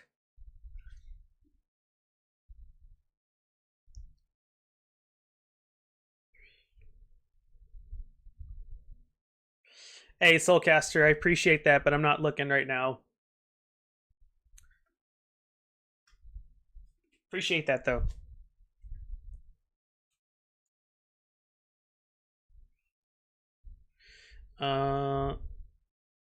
Let's see. Super Revive. I mean, basically just like a Mega Potion, kind of. Or like a large healing potion, maybe. I don't know. I should probably note that down, actually. Large healing potions. Oh, that's a revive. Actually, super revive. Super revive. Maybe not. Yeah, I think I'm gonna axe this one, actually. Yeah, I'm just gonna axe it altogether.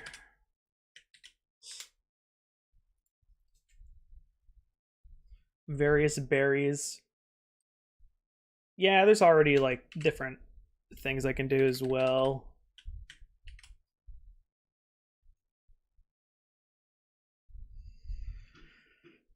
All right, Soulcaster, you have a good one, man.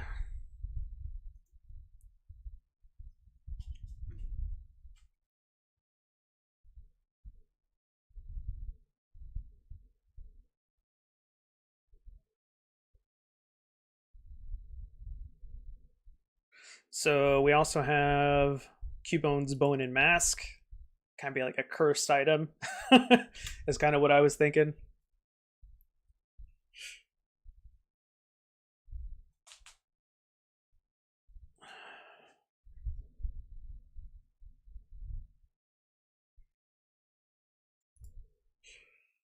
The Sylph Scope.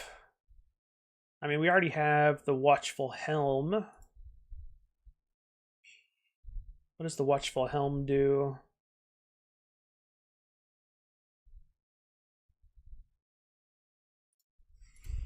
Let's look it up, shall we? Magic items. Watchful.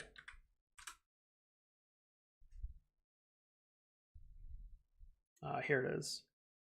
Oh, it's a Candlekeep item.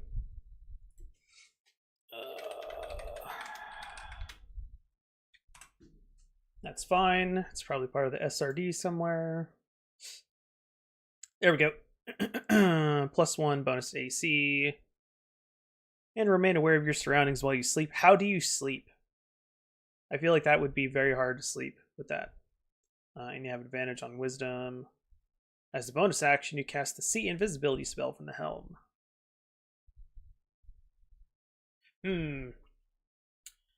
So maybe the Sylph Scope.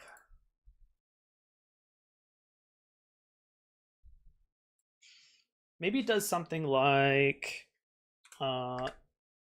see ghosts in whatever form they are in. See them through like inside walls and people. Something like that. Because I think that's what the Sylph Scope does in the games, right? Is like it helps you identify the ghost Pokemon for what they are. Like without them, you just like Can't tell. Oh, that's a ghastly. Instead, you just think it's a ghost that can't be caught. Far-fetched leak. I mean, basically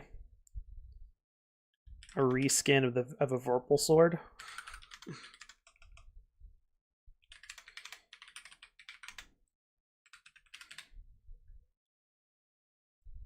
Maybe. I don't know. A sword and shield Pokemon. So like the actual sword and shield, whatever they're called. I don't even know what their names are. So like a living sword and shield. I don't know. That's kind of lame, actually. To turn that into an item. Yeah, we're gonna X that one as well. Hitmonchan's gloves. Not really. I'm not really feeling it. I mean, there's other items and stuff like that. Like there's cestises and things like that.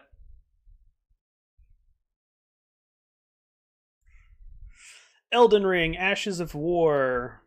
There's a bunch of Ashes of War. I would have to play Elden Ring again and like pick my favorites and then try to like turn those into items. Monster Hunter Scout Flies. That could be fun in like an actual Monster Hunter thing. I'd have to think about that. Same for Flash Flies, Slingers. Hmm.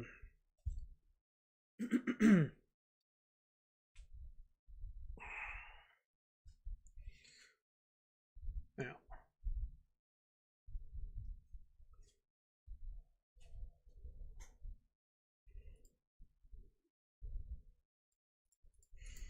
Wire bugs. Oh, right, the wire bugs. I mean, I've kind of already got the hook shot. I feel like they kind of do something similar. The Dragonator. That could be fun to make. Arm blades already exist. They do, but for Assassin's Creed, I'm sorry, I'm changing games. But they're not like they're for constructs or not warframes, Jesus. Whatever that specific race is called. Warforged. There we go. But they're specifically for like Warforged. Or other construct creatures. So it's probably doable. The apple, a bird familiar. That's going to be really hard to differentiate from other stuff that already exists. Assassin's Sense, Leap of Faith. Can't really turn those into items. Could probably make those into features, but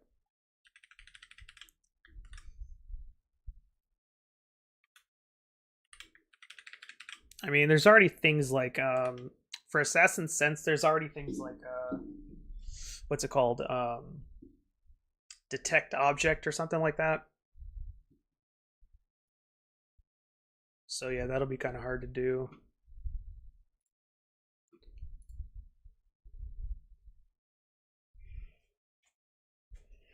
What am I listening to?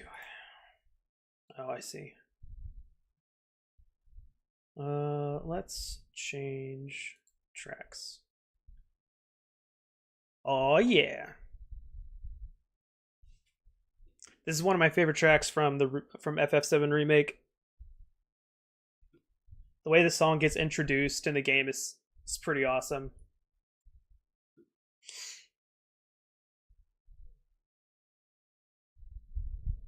Sorry, I'm just over here jamming. I know you can't see it, but I'm over here dancing in my chair. Or my desk, rather. Alright. So, let's see. Was there anything that I haven't covered yet? Oh, yeah, movies, TV stuff. Sailor Moon.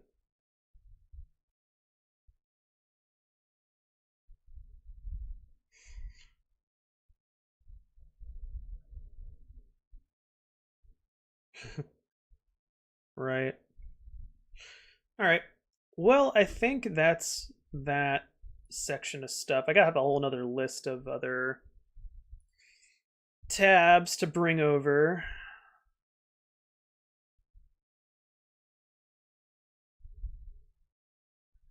Seeing what else I want to look at today.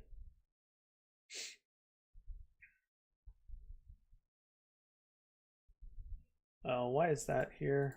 Get rid of that. Let's take a look at this School of Invention.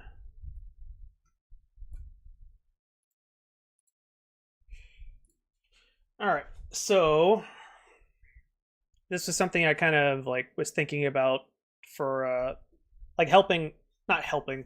That's not what I mean to say. I was wanting to give a player something fun and unique, something I had never seen before, and this was kind of like the result of that. So this is the School of Invention, a wizard subclass. I feel like the artificer is kind of underpowered in a lot of ways. Like they didn't, like, wizards didn't do a very good job of making the artificer effective, because it's very easy to, or it's easier rather to scale something up than it is to nerf it or scale it back down in games in general. So I think while they didn't do a very good job of making it effective, they also did the smart thing and allowed room for DMs and players to figure out ways to make it stronger, like in their home games.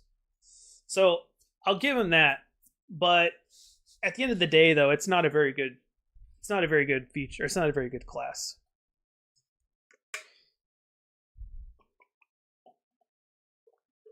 All right,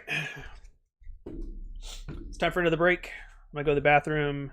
We'll play some more Suika, and then we'll take a harder look at the School of Invention, a wizard subclass. I'll be right back.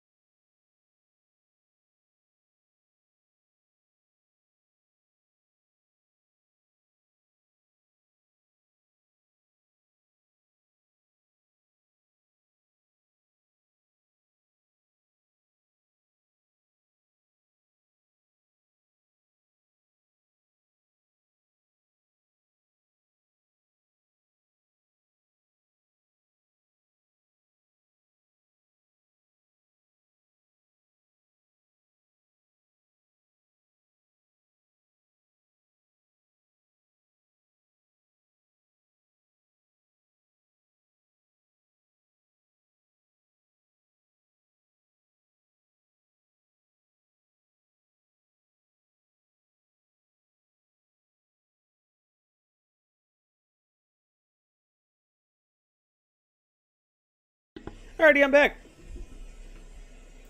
Probably gonna go for another 25-30 minutes, and then we'll end the stream for today.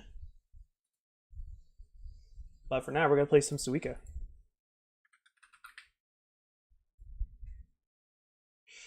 And we drop.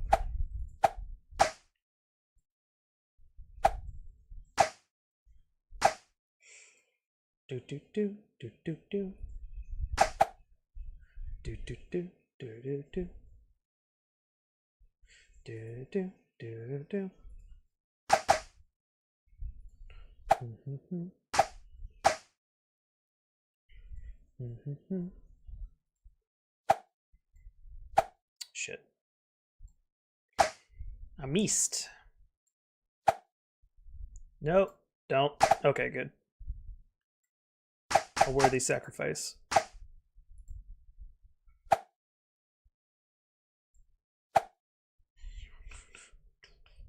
Do do do do do do.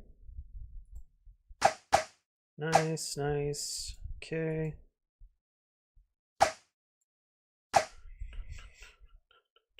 Do do do do do do. Do do do do do do.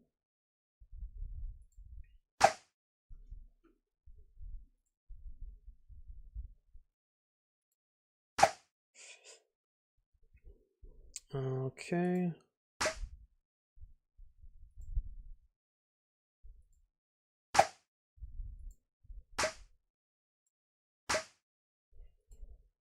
Do do. Bum bum bum bum.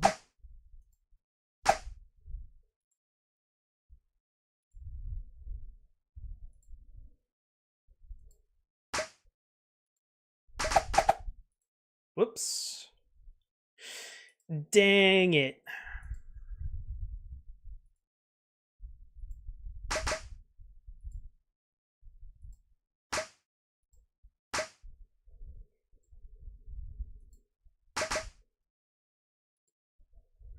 Dad nabbit. That's gonna. Nah, I may not mess it up entirely. I might be able to get it back. Or maybe not. Damn it.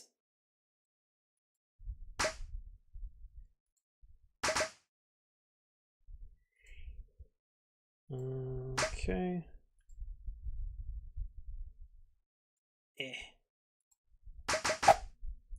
Come on. Put that there, put that there, put you here. Nice. All according to plan. All according to Keikaku.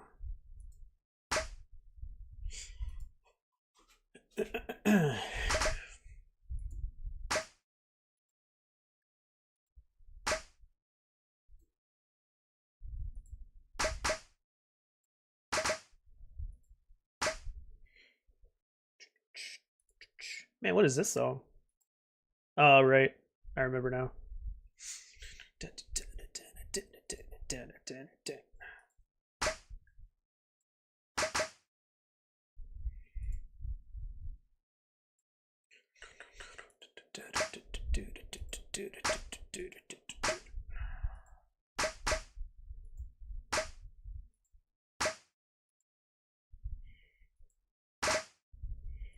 All right.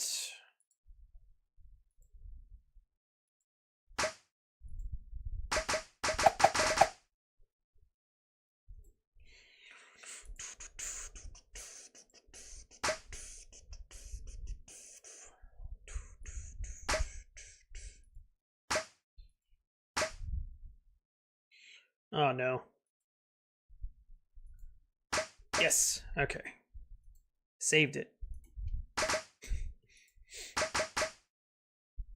He said, not knowing how screwed he was. Nah, I have a pretty good idea. Yeah, I'm pretty screwed. That's fine. I'll play it out though. For the love of the game.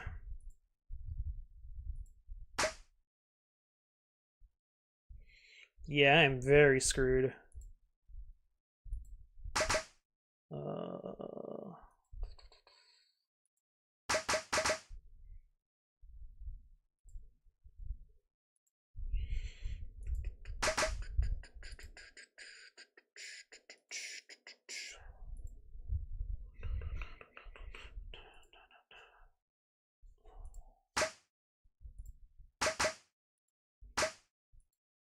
Okay.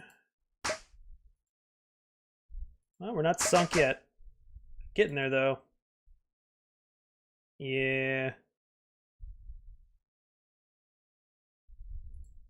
Yeah, we're getting there. Oh, it's such a mess.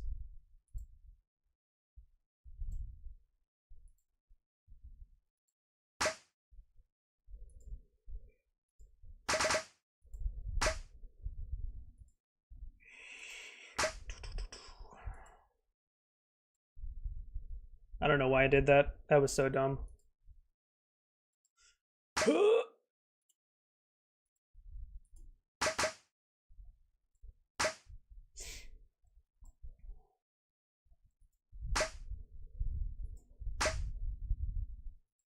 Oh, my brain. Damn. Yep. That's it.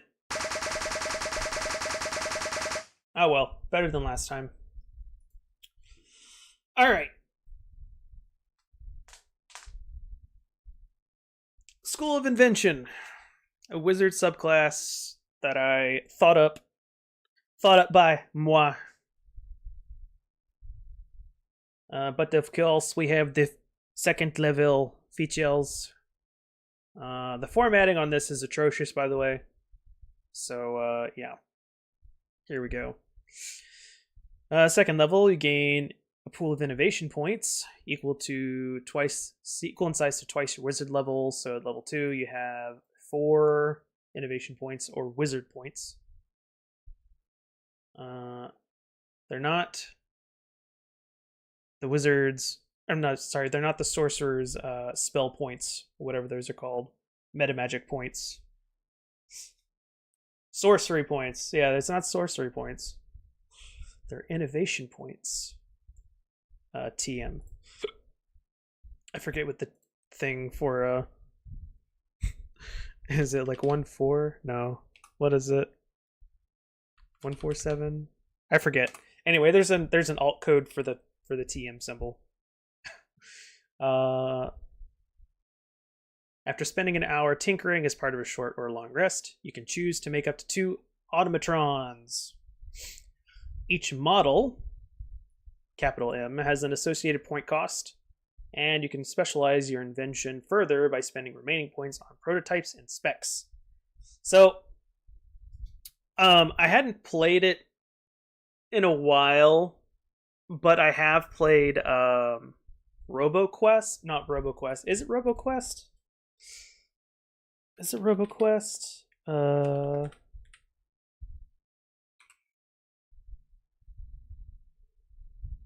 I don't think it's RoboQuest. It's a Superbot. Is that what it is? No. It's like an SNES game, if I remember correctly. Anyway, I can't remember the name of the game right now, but that's basically what was inspiring this, and it's been even longer since I've played it. But I remember playing that game when I was much younger, and I kind of drew from that for inspiration. So we have the prototypes and specs as kind of basically being like directly inspired by that game, and like each prototype and spec that you put on your bot costs a certain amount of points, stuff like that. So that kind of design philosophy, if you want to call it that, came directly from that game. So I already thought up of some stuff. So there's different models.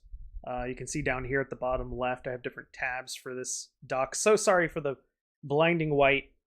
I cannot find a way to turn this all black. I would love to, but I just can't. And then we have features and modules. And I also already have notes as I was kind of playtesting this with that other player. We have like different kinds of prototypes. And so if you build, you can choose to have bugs with this class. And then like as you go on in levels, you can choose to have a bug. But otherwise, like you have to like have a bug.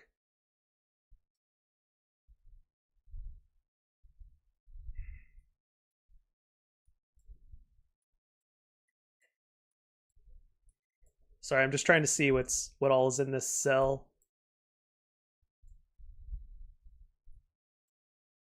Oh my goodness. Oh my goodness.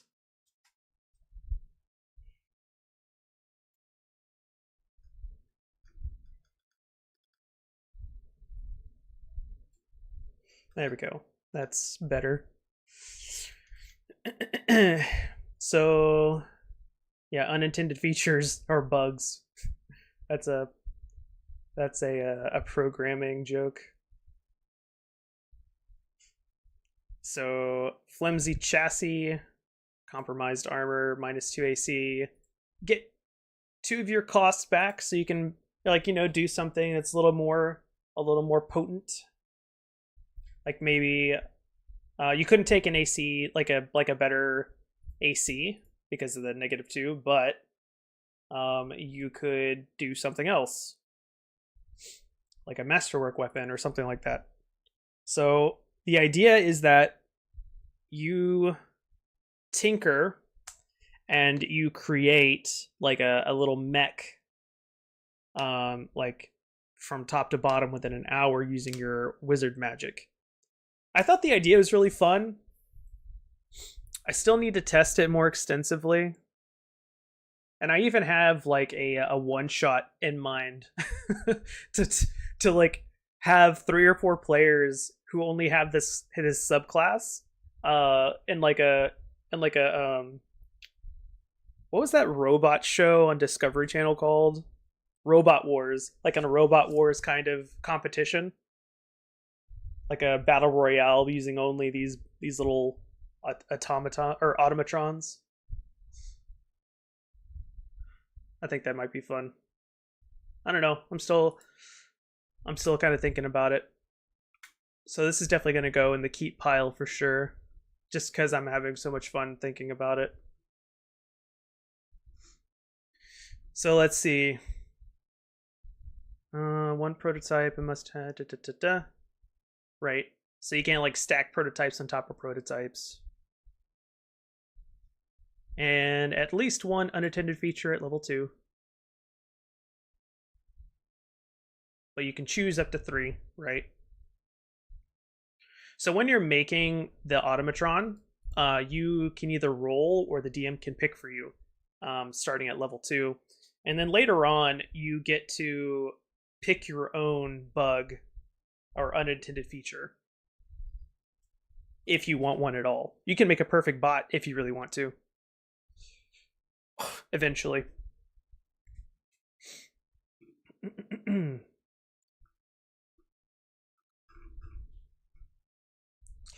Let's see. Oh yeah, you can like cause them to self-destruct as an action. That's fun.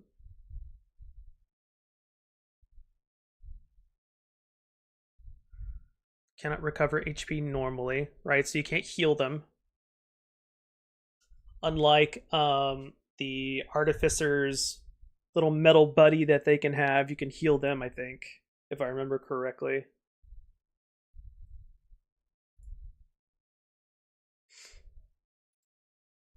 And I also know that the artificer's pet can also heal themselves, which is pretty wild. So here's like some stuff specifically about the automatrons. Each automatron's base stat score are 10, except for intelligence and charisma, which are 1 because dumb. You may decide whether or not your invention has appendages like arms and their appearance. So you can have like spider bots or like tentacle bots or whatever kind of bot you want, as long as they kind of fit in the realm of like the stats or the prototypes and stuff.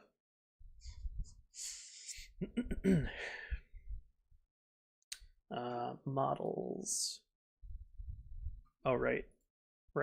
So yeah, there's like the mini models, the deluxe models, standard models, and the ultra models. So as you go up in level, these kind of get unlocked for you, and you're able to have like better base stats, and so it kind of like costs less overall, or like actually they become more durable really. So you're able to use these things to take on greater and greater challenges is the idea.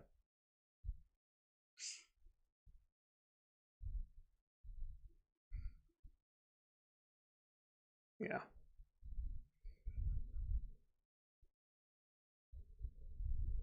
Oh yeah, this was a secret spell idea. Something, or several ideas. Something that I was just gonna like give to the player. You know, it's a little something something. Being at 6th level, you can give your automatrons 2 prototypes each. So you can break the first rule. Greater innovation, master engineering. Right.